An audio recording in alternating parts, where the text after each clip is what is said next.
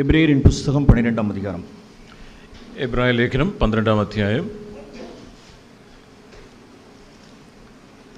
நேற்றைய தினம் மாலையில் கேட்ட எல்லா வார்த்தைகளுக்காக நான் தேவனுக்கு நன்றி செலுத்துகிறேன். ഇന്നലെ വൈകുന്നേരം കേട്ട എല്ലാ ദൈവവചനത്തിനായിട്ട് ഞാൻ ദൈവത്തിന് നന്ദി പറയുന്നു. യേശു ക്രിസ്തു നമുക്ക് മുന്നോടിനവരായി இருக்கிறார். യേശു ക്രിസ്തു നമുക്ക് നമ്മുടെ മുന്നോടിയായി നമ്മുടെ മുന്നേ പോയിട്ടുണ്ട്. ഫോർറണ്ണർ, നമുക്ക് നമ്മുടെ മുന്നോടിയാണ് യേശു ക്രിസ്തു. യേശു ക്രിസ്തു சிந்தின இரத்தத்தினால் നമുക്ക് പാപ മன்னிப்பு ഉണ്ടായിരിக்கிறது. യേശു ക്രിസ്തു ചിന്തിയ രക്തത്താലാണ് നമുക്ക് പാപമോചനം ലഭിച്ചത്, പാപക്ഷമ ലഭിച്ചത്. யோவான் ஸ்நானகனுடைய தலையை சிறைச்சாலையிலிருந்து வெட்டி அவனை கொலை செய்தது போல இயேசு கிறிஸ்துவையும் ஒரு குற்றவாளியாக சிறைச்சாலையில் அடைத்து சிறைச்சாலையிலிருந்து வெளியில் வர சொல்லி அவருடைய தலையை வாங்கி அப்படியும் മരിത്തിരിക്ക ചെയ്യலாம். യോഹന്നാൻ സ്നാപകൻ ജയിലിലായിരുന്നപ്പോൾ അവനെ ജയിലിൽ നിന്നും പിടിച്ച് അവൻ്റെ തല അറുത്ത് അവനെ കൊല ചെയ്തതുപോലെ യേശു ക്രിസ്തുവിനെയും ജയിലിൽ അടച്ച്, കാരാഗൃഹത്തിൽ അടച്ച്, അതിനുശേഷം പുറത്ത് കൊണ്ടുവന്ന് അവൻ്റെയും തല വെട്ടി അവനെ കൊല്ലാമായിരുന്നു. என்னுடைய பாவங்களையும் உங்களுடைய பாவங்களையும் மன்னிக்கப்படும்படிக்கு இயேசு கிறிஸ்துவின் പഴുതற்ற രക്തം സിന്തപ്പെട വേണ്ടിയതായി இருக்கிறது. എന്നാൽ എൻ്റെ പാപവും നിങ്ങളുടെ പാപവും ക്ഷമിക്കപ്പെടുവാനായി യേശു ക്രിസ്തുവിൻ്റെ പരിശുദ്ധമായ രക്തം ചിന്തപ്പെടേണ്ട ആവശ്യമുണ്ടായിരുന്നു. அந்த ரத்தம் தலையை சாப் பண்ணி கூட ரத்தம் சிந்த வச்சு என்னுடைய பாவத்தை மன்னிக்கிறதுக்கு பிதாவுக்கு அப்படி செய்திருக்கலாம். തല വെട്ടി രക്തം ഒഴുക്കി അങ്ങനെ വേണമെങ്കിലും എൻ്റെ പാപം ക്ഷമിക്കുവാനായിട്ട് പിതാവിന് അപ്രകാരം യേശുവിനെ മരണത്തിലൂടെ നയിക്കാമായിരുന്നു. எனக்கு தேவை பாவ மன்னிப்பு, എനിക്ക് വേണ്ടത് പാപക്ഷമ, பரிசுத்த ரத்தம் சிந்தப்பட வேண்டும், പരിശുദ്ധ രക്തം അതിനായിട്ട് ഒഴുക്കപ്പെടണം. ஆனால் பிதா அப்படி செய்யல. എന്നാൽ പിതാവായ ദൈവം അങ്ങനെ ചെയ്തില്ല. யோவான் ஸ்நானகனுக்கு அது அப்படி செய்தவர் இயேசு கிறிஸ்துவுக்கு அப்படி செய்யவில்லை. യോഹന്നാൻ സ്നാപകനെ തലവെട്ടി ശിരച്ഛേദം ചെയ്ത് കൊല്ലുവാനായിട്ട് അനുവദിച്ച ദൈവം യേശു ക്രിസ്തുവിനെ അങ്ങനെയല്ല. இயேசு கிறிஸ்துனுடைய தலை வெட்டப்பட்டு மரிப்பாரானால் சும்மா ஒரு few minutesல அந்த கதை முடிஞ்சிடும். அது യേശു ക്രിസ്തുവിൻ്റെ തല ഇപ്രകാരം ശിരച്ഛേദത്തിലൂടെയാണ് യേശു ക്രിസ്തു മരിച്ചിരുന്നത് എങ്കിൽ ചില നിമിഷങ്ങൾക്കുള്ളിൽ യേശു ക്രിസ്തുവിൻ്റെ ജീവൻ പോയി യേശു ക്രിസ്തു മരിക്കുമായിരുന്നു. ரோட்ல சில ஆக்சிடென்ட்ஸ் பார்க்குறோம். റോഡിലൊക്കെ ചില ആക്സിഡൻറ്റുകൾ നാം കാണാറുണ്ട്. ഒരു பெரிய ട്രക്ക് വന്ന് തലയിൽ അടിക്കുது. ഒരു വലിയ ട്രക്ക് വന്ന് തലയിൽ ആരുടെയെങ്കിലും തലയിൽ ഇടിക്കുന്നു. അങ്ങ് അവിടെ തലയെല്ലാം സെതറി കിടക്ക്, തല സെതറി കിടക്ക്. അവിടെ തലയെല്ലാം തലച്ചോറെല്ലാം അവിടെ തെറിച്ച് കിടക്കുന്നു. அதை பார்க்குற நமக்கு தான் அது வேதனையாக இருக்குது. അത് കാണുന്ന നമുക്കാണ് അത് വേദനയായിട്ട് തോന്നുന്നത്. அந்த அடிபட்டு உயிரை மரித்தவனுக்கு அது பிரச்சனையே கிடையாது. എന്നാൽ ജീവൻ നഷ്ടപ്പെട്ട മരിച്ച ആ ആളിനെ സംബന്ധിച്ചോളം അദ്ദേഹത്തിന് അതിൻ്റെ വേദനയൊന്നും അറിയുന്നില്ല. ഒരു ഹെഡ് ഇഞ്ചുറി, അவ்வளவுதான், முடிஞ்சு போச்சு കഥ. തലയിൽ ഒരു ഹെഡ് ഇഞ്ചുറി, ഒരു തലയിൽ ഒരു മുറിവ്, അതോടെ ജീവൻ നഷ്ടമായി.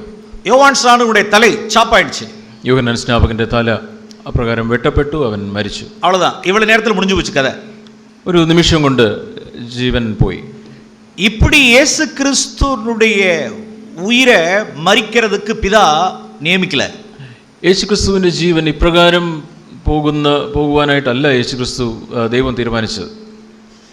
അവർ മരണത്തെ രുചി പാർക്കണം. അവർ യേശു ക്രിസ്തു മരണത്തിൻ്റെ തീവ്രത, മരണത്തിൻ്റെ വേദന അറിഞ്ഞ് മരിക്കണം എന്നാണ് പിതാവ് തീരുമാനിച്ചത്. അവർ നിന്ദയെ അനുഭവിക്കണം. യേശു ക്രിസ്തു ക്രൂശ് മരണത്തിൻ്റെ അപമാനം വഹിച്ചുകൊണ്ട് മരിക്കണം എന്നാണ് പിതാവ് തീരുമാനിച്ചത്.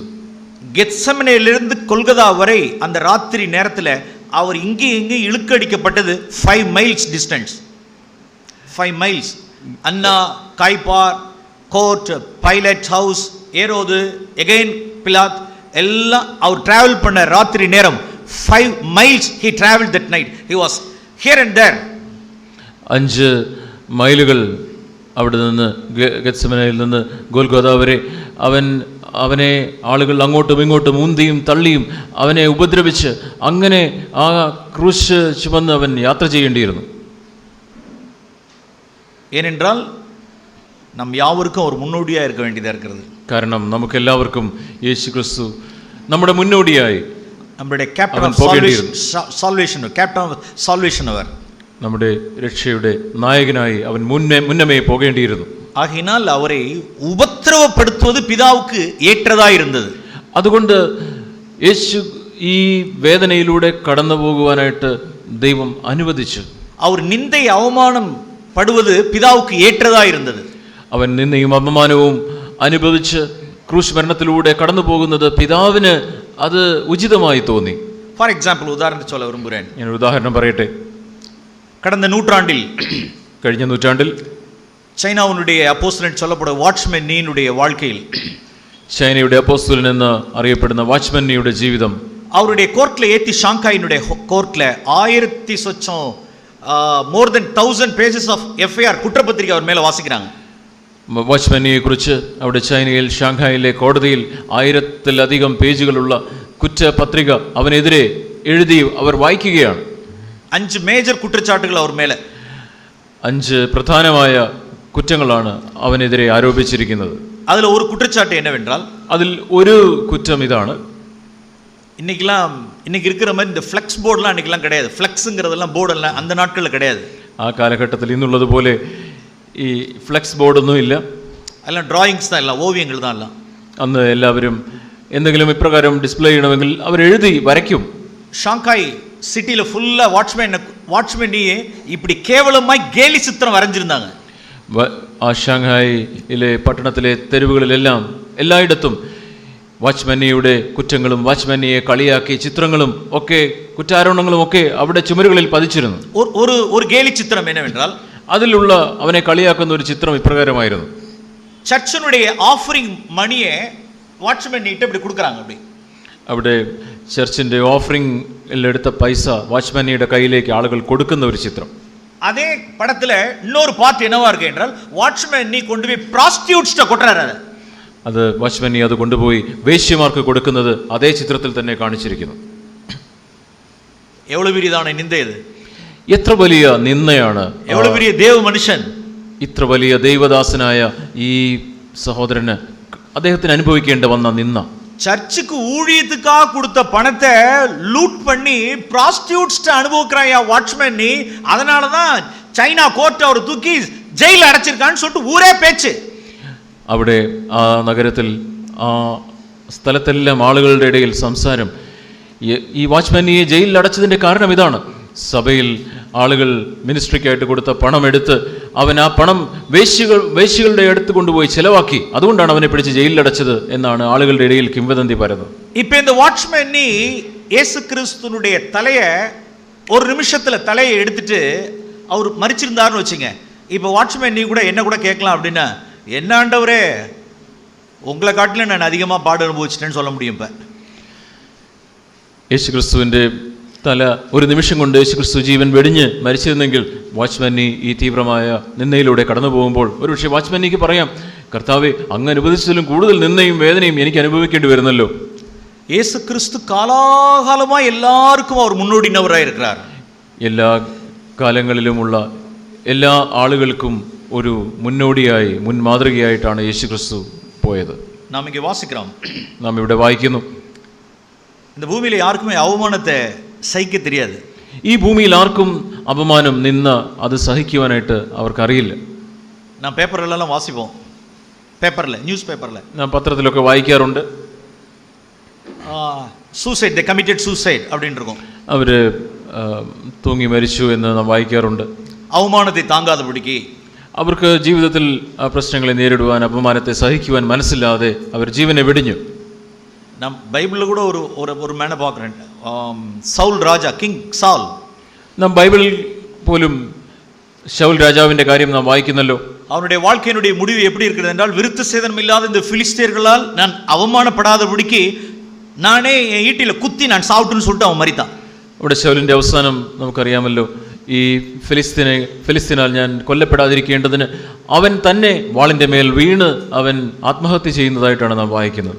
മനുഷ്യനുക്ക് அந்த ஷேம் அவனுக்கு அதை அனுபவிக்கிறது தாங்கிறதுக்கு பலன் கிடையாது.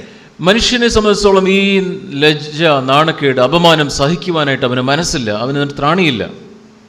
இயேசு கிறிஸ்து அதை ருசி பார்த்தார். அதை എന്നാൽ ഈ അപമാനം സഹിച്ച് ആ ഒരു വഴിയിലൂടെ ആണ് യേശു ക്രിസ്തു കടന്നുപോയത്. பிரியமானவர்களே, இங்குள்ள വാലിബർகளை ഞാൻ ഉത്സാഹപ്പെടുത്ത വിരുമ്പുகிறேன். അതേ പ്രിയമുള്ളവരെ, ഇവിടെയുള്ള ചെറുപ്പക്കാരെ ഞാൻ ഉത്സാഹിപ്പിക്കുവാനായിട്ട് താല്പര്യപ്പെടുന്നു. നാം യേശു ക്രിസ്തുவை இந்த நல்ல மார்னிங், இந்த காலை வேளையில் நான் உங்களுக்கு இயேசு கிறிஸ்துவை நான் காண்பிக்க விரும்புகிறேன். ഇന്ന് രാവിലെ യേശു ക്രിസ്തുവിനെ നിങ്ങളുടെ മുമ്പാകെ വരച്ചു കാട്ടുവാനായിട്ട് ഞാൻ താല്പര്യപ്പെടുന്നു. முதலாவது காரியம், ഒന്നാമത്തെ കാര്യം, நாம் இங்கே வாசிக்கிறோம், அவர் பாரமான யாவற்றையும் தள்ளிவிட்டு என்று வாசிக்கிறோம். നാം ഇവിടെ വായിക്കുന്നു എബ്രായ ലേഖനം 12-ാം അധ്യായം 1-ാം വാക്യത്തിൽ, അവൻ സകല ഭാരവും അവൻ വിട്ടു. நேற்றைய தினம் கூட நாம் கேட்டோம், எதெல்லாம் வெயிட்னு பார்த்தோம். നാം ഇന്നലെ കേൾക്കുകയുണ്ടായി എന്തൊക്കെയാണ് ഭാരമായ കാര്യങ്ങൾ. പണം വെയിറ്റിൻ കേട്ടോം. നേരത്തെ നാം ഇന്നലെ കേട്ടു, പണം അത് നമുക്കൊരു ഭാരമായി തീരാം. ஹானர் சீக்கிங், മനുഷ്യരുടെ പുകഴ്ച തേടുന്നത് ഒരു വെയിറ്റിൻ பார்த்தோம். മനുഷ്യരുടെ മാനം അന്വേഷിക്കുന്നത് ഒരു ഭാരമാണ് എന്ന് നാം കേട്ടു. വേൾഡ്ലി പ്ലഷേഴ്സ് വെയിറ്റിൻ കേട്ടോം. ഈ ലോകത്തിന്റെ മോഹങ്ങൾക്ക് പുറകെ പോകുന്നത് അതൊരു ഭാരമാണ്. നാം அந்த ஸ்பிரிட்லே நாம் இயேசு கிறிஸ்துவை நாம் ஃபோக்கஸ் பண்ணுவோம். അതേ ആത്മാവിൽ നമുക്ക് തുടർന്നും യേശു ക്രിസ്തുവിനെ നമുക്ക് നോക്കാം. அவர் தன்னுடைய இயேசு கிறிஸ்து தனக்கு நியமிக்கப்பட்ட ஓட்ட பாதையில் அவர் എവയെല്ലാം ഉദറി തള്ളിനാർ. യേശു ക്രിസ്തു തനിക്കായിട്ട് നിയമിച്ച ആ ഓട്ടത്തിൽ എന്തൊക്കെ തള്ളി നീക്കിക്കളഞ്ഞിട്ടാണ് യേശു ക്രിസ്തു ഓടിയത്. இந்த காலை வேளையில் உண்டான இந்த வேத பாடத்தில் என்னுடைய பாரம் இதுதான். இயேசு கிறிஸ்து தனக்கு நியமிக்கப்பட்டிருக்கிற ஓட்ட பாதையில் அவர் എവയെല്ലാം ഉദറി തള്ളിനാർ. ഇന്ന് രാവിലെ ഉള്ള ഈ വേദപഠന ക്ലാസ്സിൽ എൻ്റെ ഹൃദയത്തിലെ ഭാരം ഇതാണ്. യേശു ക്രിസ്തു തൻ്റെ ഓട്ടത്തിൽ എന്തൊക്കെ തള്ളിക്കളഞ്ഞിട്ടാണ് അവൻ ഓടിയത് എന്ന് നമുക്ക് ഒന്നിച്ച് ചിന്തിക്കണം. നമ്പർ 1, യേശു ക്രിസ്തുவுக்கு பேர், புகழ், பட்டம், பதவி இவைகள் எதுவுமே அவருக்கு ஒரு காரியம் அல்ல, ஜீவன் அல்ல. அவைகளை அவர் உதறி தள்ளினார். യേശു ക്രിസ്തുവിന് പേരോ അല്ലെങ്കിൽ ഏതെങ്കിലും തരത്തിലുള്ള പുകഴ്ചയോ ഏതെങ്കിലും മാനമോ അല്ലെങ്കിൽ എന്തെങ്കിലും തരത്തിലുള്ള സ്ഥാനമോ ഒന്നും യേശു ക്രിസ്തു അതിനൊരു വിലയും കണക്കിടാതെ അതിനെ തള്ളിക്കളഞ്ഞു യേശു ക്രിസ്തു തന്റെ ഓട്ടം മുമ്പോട്ട് அதை தனக்கு பாரமாக்கி கொள்ளாதபடிக்கு பார்த்தார். യേശു ക്രിസ്തു തന്റെ ജീവിതത്തിൽ ഇങ്ങനെയുള്ള കാര്യങ്ങളൊന്നും തന്നെ തനിക്കൊരു ഭാരമായി തീരാതെ യേശു ക്രിസ്തു തന്റെ യാത്ര മുമ്പോട്ട് പോയി. യേശു ക്രിസ്തുവിന്റെ வாழ்க்கையில் அவருடைய ஆரம்பம் முதல் அவருடைய முடிவு வரை, அவருடைய ஆரம்பம் முதல் முடிவு வரை அவருடைய வாழ்க்கை நிந்தையாலாகவே நிறைந்திருந்தது. യേശു ക്രിസ്തുവിന്റെ ജീവിതത്തിന്റെ ആരംഭം മുതൽ ജീവിതത്തിന്റെ അവസാനം വരെ നിന്നയും അപമാനവും സഹിച്ചുകൊണ്ടുള്ള ഒരു യാത്രയായിരുന്നു യേശു ക്രിസ്തുവിൻ്റേത്. பெத்லஹேமில் மனுஷகுமாரனுக்கு, தேவகுமாரனுக்கு சத்திரத்தில் இடமில்லை என்று நாம் வாசிக்கிறோம். നാം ദൈവവചനത്തിൽ വായിക്കുന്നു, ബേത്ലഹേമിൽ മനുഷ്യപുത്രന് അവിടെ പിറക്കുവാനായിട്ട് സത്രത്തിൽ ഒരു ഇടം ഇല്ലായിരുന്നു, സ്ഥലമില്ലായിരുന്നു. அந்த குழந்தைக்கு அடையாளம் என்னவென்று தேவதூதர்கள் ஆட்டு இடையர்களுக்கு சொல்லும் பொழுது, ஒரு மாட்டு முன்னணியில் ஒரு துணியை சுற்றி இருக்க காண்பீர்கள், இதுவே உங்களுக்கு அடையாளம் என்று வாசிக்கிறோம். ദൈവപുത്രന്റെ അടയാളം, ആ അടയാളത്തെക്കുറിച്ച് ചോദിച്ചപ്പോൾ അവർ പറഞ്ഞത്, കീറ്റുതുണിയിൽ പഴംതുണിയിൽ പൊതിഞ്ഞ് ഗോശാലയിൽ കിടക്കുന്ന ഒരു കുഞ്ഞിനെ നിങ്ങൾ കാണും എന്നാണ് പറഞ്ഞത്. அதுதான் அவருடைய வாழ்க்கையினுடைய ஆரம்பம். യേശുക്രിസ്തുവിന്റെ ജീവിതത്തിന്റെ ആരംഭം അപ്രകാരമായിരുന്നു. அவருடைய வாழ்க்கையினுடைய முடிவு, യേശുക്രിസ്തുവിന്റെ ജീവിതത്തിന്റെ അവസാനം എങ്ങനെയായിരുന്നു? പാളയத்துக்கு പുറമ്പാക്കപ്പെട്ടാർ. അവൻ പാളയത്തിന് പുറത്ത് നിന്ന സഹിച്ചുകൊണ്ട് അവൻ പോകേണ്ടി വന്നു. അവർ പാളയത്തിൽ ഇടമില്ല, അവർക്ക് പാളയത്തിൽ യേശുക്രിസ്തുവിന് സ്ഥാനമില്ലായിരുന്നു. പാളയத்துக்கு പുറമ്പാക്കി നിന്ദയെ സുമந்தவராயிருந்தார். പാളയത്തിനപ്പുറത്ത് നിന്നയും ചുമന്നുകൊണ്ട് യേശുക്രിസ്തു പോയി. അവരുടെ வாழ்க்கை മുഴുവതും இந்த நிந்தைக்குள்ளாக தான் இருந்தது. பிரியமானவர்களே, പ്രിയമുള്ളവരെ, യേശുക്രിസ്തുവിന്റെ ജീവിതം മുഴുവൻ ഈ നിന്ന വഹിച്ചുകൊണ്ടുള്ള ഒരു ജീവിതമായിരുന്നു. നാം ഒരു വാർത്ത കാണിக்க വിரும்புகிறேன். ഏശയ്യാവിൻ സംഗീതം 69ാவது സംഗീതം, സങ്കീർത്തനം 69 നിന്നും ഒരു വാക്യം. സംഗീതം 69ാவது സംഗീതം, 69ാം സങ്കീർത്തനം. ഇത് യേശു ക്രിസ്തുവെ കുറിച്ച് ദീർഘദർശനமான സംഗീതം. ഇത് യേശു ക്രിസ്തുവിനെ കുറിച്ച് പ്രവചനമായി പറയുന്ന ഒരു സങ്കീർത്തനമാണ്. 4ാം വചനത്തിൽ നാം വാസിக்கிறோம். അവിടെ 4ാം വാക്യത്തിൽ നാം ഇപ്രകാരമാണ്. സംഗീതം 69 4ാவது വചനം, 69ാം സങ്കീർത്തനം 4ാം വാക്യം. எங்களுடைய தமிழ் வேதாகமத்தில் இப்படி இருக்கிறதை நான் வாசிக்கிறேன். തമിഴിൽ ഇങ്ങനെയാണ്, ഞാൻ വായിക്കട്ടെ. நான் எடுத்து எடுத்துக்கொள்ளாததை நான் கொடுக்க வேண்டியதாயிற்று என்று வாசிக்கிறோம். ഞാൻ കവർച്ച ചെയ്യാത്തത് തിരികെ കൊടുക്കേണ്ടി വന്നു എന്ന് വായിക്കുന്നു. நான் சில ஒரு ஆங்கில மொழிபெயர்ப்புகள் எல்லாம் பைபிளில் நான் சைடில் எழுதி வச்சிருக்கேங்க. എൻ്റെ ബൈബിളിൽ ചില വാക്യങ്ങളുടെയൊക്കെ ഇംഗ്ലീഷിലുള്ള തർജ്ജിമ ഞാൻ എഴുതി വയ്ക്കാറുണ്ട്. ஒரு ஹால்மேன் ஸ்டாண்டர்ட் பைபிள் வெர்ஷனில் இப்படி சொல்கிறது. ഹോൾമാൻ സ്റ്റാൻഡേർഡ് ബൈബിൾ വേർഷൻ എന്ന് പറയുന്ന ഒരു ബൈബിൾ തർജ്ജിമയിൽ ഇങ്ങനെയാണ് പറയുന്നത്. Though I didn't steal, நான் திருடாதிருந்த போதிலும் I must repay it. ഞാൻ ഒന്നും മോഷ്ടിക്കാതിരുന്നപ്പോഴും എനിക്ക് തിരികെ കൊടുക്കേണ്ടി വന്നു. I am forced to restore what I did not steal. Amplified version. Amplified വേർഷനിൽ ഇങ്ങനെയാണ്, ഞാൻ മോഷ്ടിക്കാത്തത് തിരികെ കൊടുക്കുവാനായി നിർബന്ധിക്കപ്പെടുന്നു. இயேசு கிறிஸ்துவுக்கு அவருடைய வாலிப பிராயமோ சிறு பிராயமோ அவருடைய நாட்களில் இயேசு கிறிஸ்துவுக்கு திருட்டு பட்டம் இருந்தது. திருட்டு பெயர் அப்படின்ட்டு. യേശു ക്രിസ്തുവിൻ്റെ തൻ്റെ യൗവന പ്രായത്തിലും തൻ്റെ കൗമാരപ്രായത്തിലുമൊക്കെ യേശു ക്രിസ്തുവിനെ അവർ ഒരു മോഷ്ടാവ്, കള്ളൻ എന്നൊക്കെ വിളിച്ചിരിക്കാം. തമിഴ് മലയാളത്തിൽ எப்படி இருக்கிறது? അവൻ കവർച്ച ചെയ്യാത്തത് തിരികെ കൊടുക്കേണ്ടി വരുന്നു. What he has not stolen, he has to give back. Okay. Tamil பைபிளில் எப்படி எங்களுக்கு ஏதோ எடுத்துக்கொள்ளாததை கொடுக்க வேண்டியதாயிட்டுங்கிறது போல இருக்கு. திருடாத ஒன்றை திருடியதாக அவர் மேல் குற்றம் சாட்டி அவரை பஞ்சாயத்தில் நிப்பாட்டிட்டாங்க. എന്നാൽ ഇംഗ്ലീഷ് തർജ്ജിമയിലുള്ള ചില തർജ്ജിമകളിലും ഒക്കെ നമ്മൾ വായിക്കുമ്പോൾ അവൻ എടുക്കാത്ത ചില കാര്യങ്ങളെ അവൻ എടുത്തതായി കുറ്റം ആരോപിച്ച് അവനെ കുറ്റപ്പെടുത്തിയതായിട്ട് ആണ് അവിടെ അതിൻ്റെ ധ്വനി. அந்த நாட்களுக்கு முன்னதாக கொஞ்ச நாள் முன்னால் என்ன நடந்திருக்கும் அப்படின்னு நான் விசுவாசிக்கிறேன். കുറച്ച് നാളുകൾക്ക് മുമ്പ് ഇങ്ങനെയൊക്കെ നടന്നിരിക്കുമെന്ന് ഞാൻ ചിന്തിക്കുന്നു. அவர் நாசரேத்தூருடைய ஜபாலயத்துக்கு சென்றிருந்திருப்பார். നസ്രത്തിലെ പ്രാർത്ഥന ദേവാലയത്തിലേക്ക് അവൻ പോയിരിക്കും.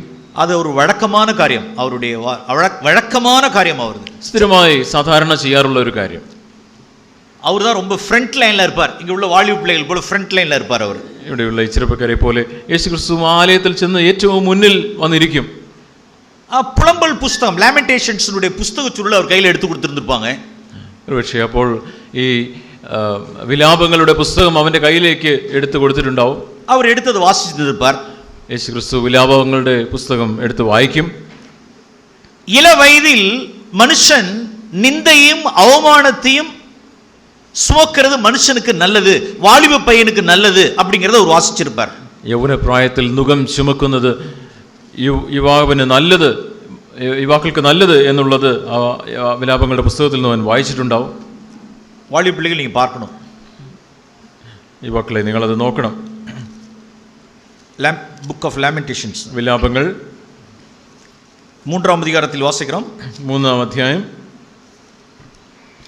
27, 28, 30 വാസം. 27, 28, 30 വാസിക്കും. 27, 28, 30 വാക്യങ്ങൾ. ബാല്യത്തിൽ നുകം ചുമക്കുന്നത് ഒരു പുരുഷന് നല്ലത്.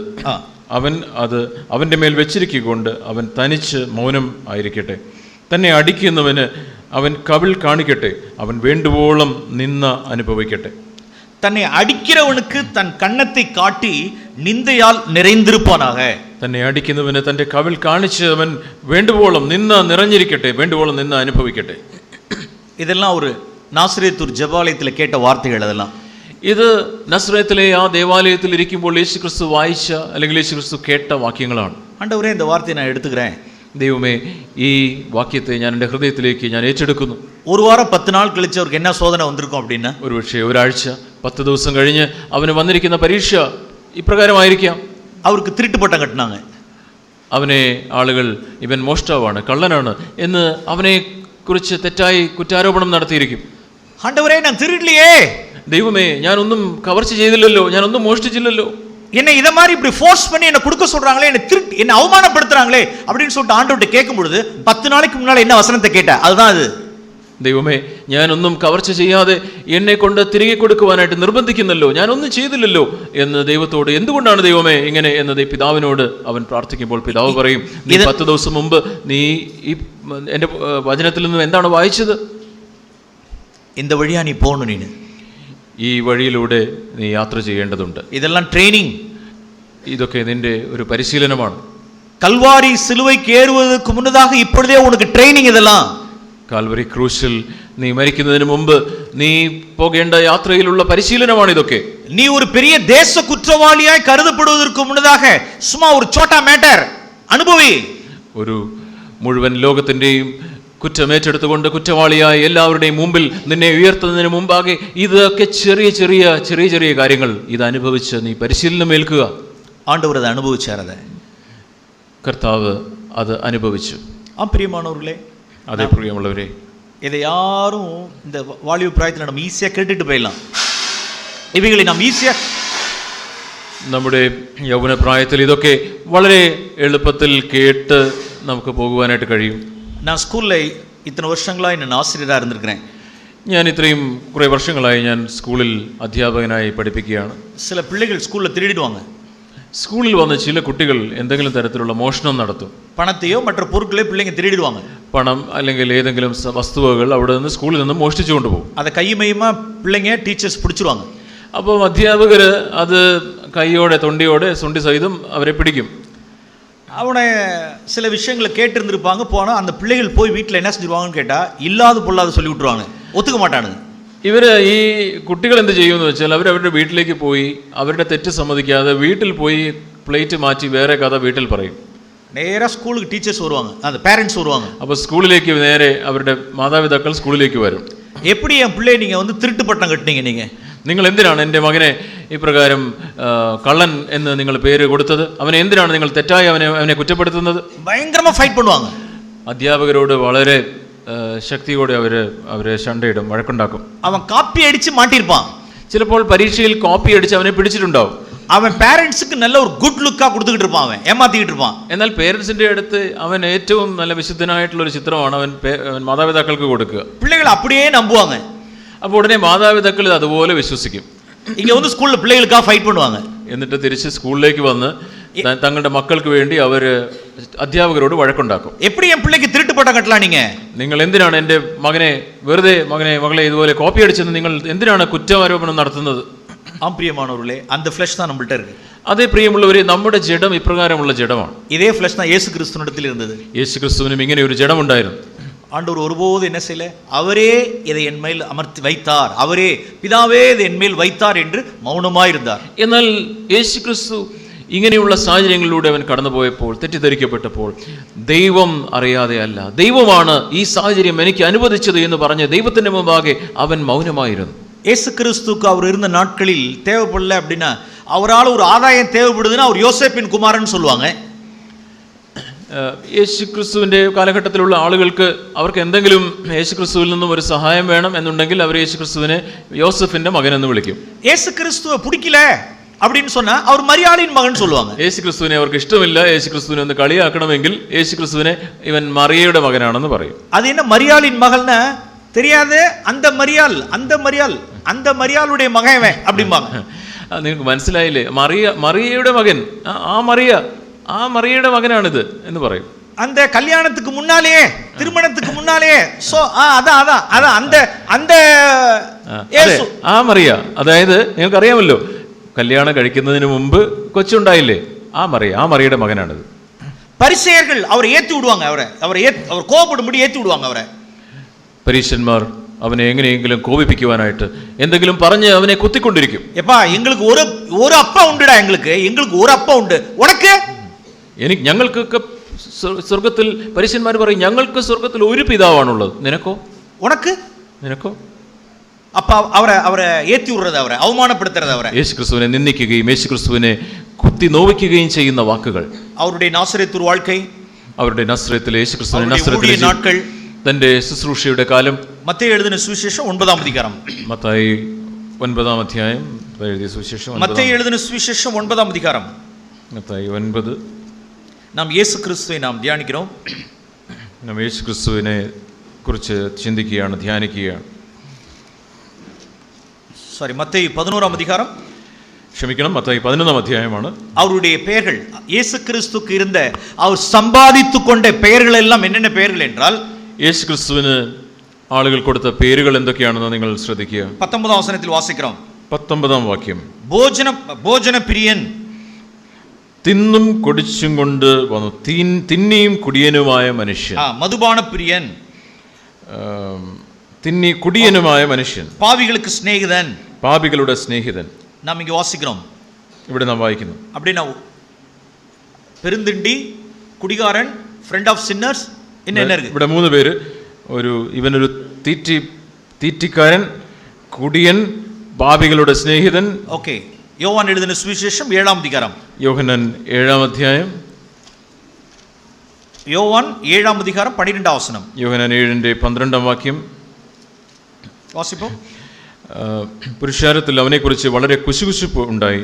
അവൻ നല്ലവനെന്ന് ചിലരും, അല്ല അവൻ പുരുഷാരത്തെ വഞ്ചിക്കുന്നു എന്ന് മറ്റു ചിലരും പറഞ്ഞു. ജനങ്ങളെ വഞ്ചിക്കുന്നവൻ എன்ற ഒരു പേര് ഉണ്ട്. വഞ്ചിക്കുന്നവൻ മറ്റൊരു പേര്.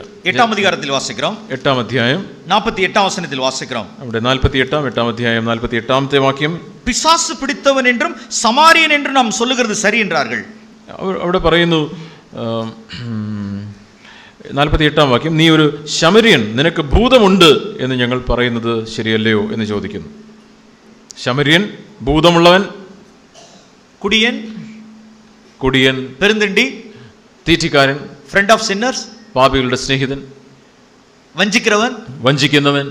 அருமையானவர்களே, இயேசு கிறிஸ்துனுடைய இந்த ட்ராக்ல, நமக்கு நியமிக்கப்பட்டிருக்கிற இந்த ட்ராக்ல நாம் அவரை பின்பற்றும் பொழுது, இயேசுவை நோக்கி நாம் பின்பற்றும் பொழுது நமக்கும் இப்படிப்பட்ட பெயர்கள் உண்டாகும். യേശു ക്രിസ്തുവിനെ നോക്കിക്കൊണ്ട് നാം ആ ഓട്ട പാതയിലൂടെ നാം ഓടുമ്പോൾ നമുക്കും ഇപ്രകാരമൊക്കെ ഉള്ള പേരുകൾ നമ്മെയും ആളുകൾ വിളിച്ചെന്ന് വരാം.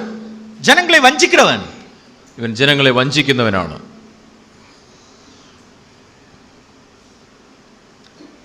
திருக்காட்டுப்பள்ளியில பல வருஷங்களுக்கு முன்னதாக திருச்சபை 2ஆ பிரிஞ்சது.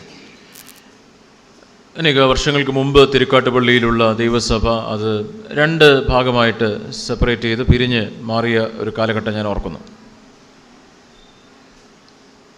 நான் இருக்கிற வீட்டுக்கு பக்கத்து பிளாட்டே சர்ச். நான் ஏற்கனவே இருந்த சர்ச்.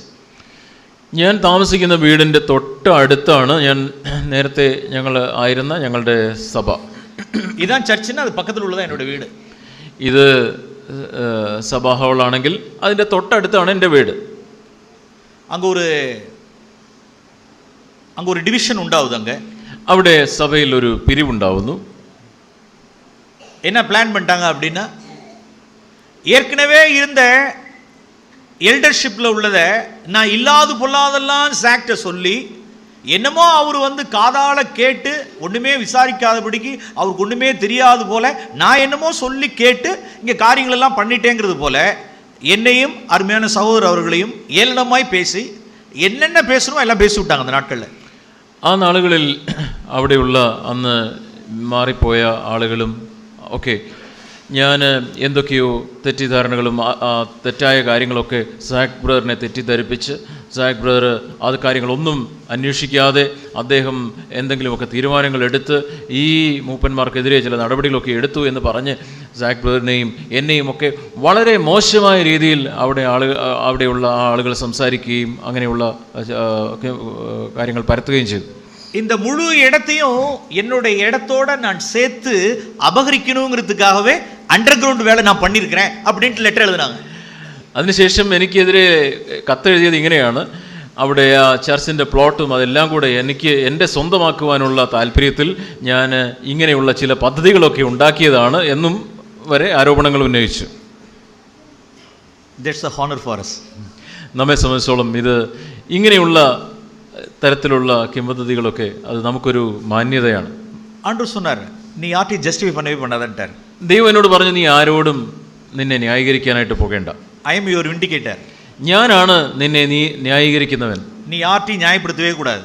നീ ആരുടെ അടുത്തും പോയി നീ ന്യായപ്പെടുത്തേണ്ട ആവശ്യമില്ല, നിന്നെ തന്നെ ന്യായീകരിക്കേണ്ട ആവശ്യമില്ല. என்னை எல்லாரும் பேசிட்டு இருந்தாங்க. யோவான் 7ஆம் அதிகாரத்தில் தான் நான் வாசிக்கிறோம். നാം യോഹന്നാൻ 7-ാം അധ്യായത്തിൽ നാം വായിക്കുന്നല്ലോ. அவங்களுக்குள்ள ஒரு பெரிய கமிட்டி நடக்குது. இப்ப അവിടെ ഒരു യേശു ക്രിസ്തുവെ കുറിച്ച് ഒരു കമ്മിറ്റി, അവിടെ യേശു ക്രിസ്തുവിനെ എന്ത് ചെയ്യണമെന്ന് പറഞ്ഞ് അവരൊരു കമ്മിറ്റി യോഗം കൂടി അവര് ചർച്ച ചെയ്തുകൊണ്ടിരിക്കുകയാണ്. மெஸ்ஸியா கிறிஸ்து யூதேயாவிலிருந்து வரணுமே. தீர்க்கதரிசியின் புஸ்தகம் எழுதியிருக்கு, இவர் நாசரேத்தூர், இவன் கலிலேயன், இவன் எப்படி மெஸ்ஸியாவா இருக்க முடியும் அப்படி ஒரு கமிட்டி போட்டு பேசிட்டு இருக்காங்க. അവരെ സംസാരിച്ചുകൊണ്ടിരിക്കുകയാണ്. മശിഹ ക്രിസ്തു അവൻ യഹൂദയിൽ നിന്നല്ലേ വരേണ്ടത്, ഇവൻ ഇവിടുന്ന് നാസറത്തിൽ നിന്ന് വന്നിരിക്കുന്നു, ഇവനെങ്ങനെ മശിഹ ആകുവാനായിട്ട് കഴിയും? അവരങ്ങനെ യേശുവിനെതിരെ സംസാരിച്ചുകൊണ്ടിരിക്കുകയാണ്. See, this is my birth certificate அப்படி ஜீசஸ் காமிச்சாரா? ഉടനെ യേശു ക്രിസ്തു അങ്ങനെയല്ല, ഇതാണ് എൻ്റെ ബർത്ത് സർട്ടിഫിക്കറ്റ്, കണ്ടോ എന്ന് പറഞ്ഞ് ബർത്ത് സർട്ടിഫിക്കറ്റ് എടുത്ത് അവരെ കാണിച്ചില്ല.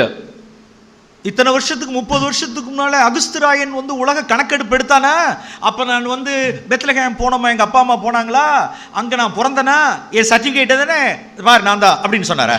യേശു ക്രിസ്തു 30 വർഷങ്ങൾക്ക് മുമ്പ് അന്ന് കണക്കെടുത്തപ്പോൾ ഞാൻ ബേത്ലഹേമിൽ പോയതും അവിടെയാണ് ജനിച്ചത്, ഈ കാര്യങ്ങളൊക്കെ എൻ്റെ സർട്ടിഫിക്കറ്റ് ഇവിടെ ഉണ്ട്, നിങ്ങൾക്ക് അറിയില്ലേ എന്നൊന്നും പറഞ്ഞ് യേശു ക്രിസ്തു തൻ്റെ ജനന കാര്യങ്ങൾ തെളിയിക്കുവാൻ തുനിഞ്ഞില്ല.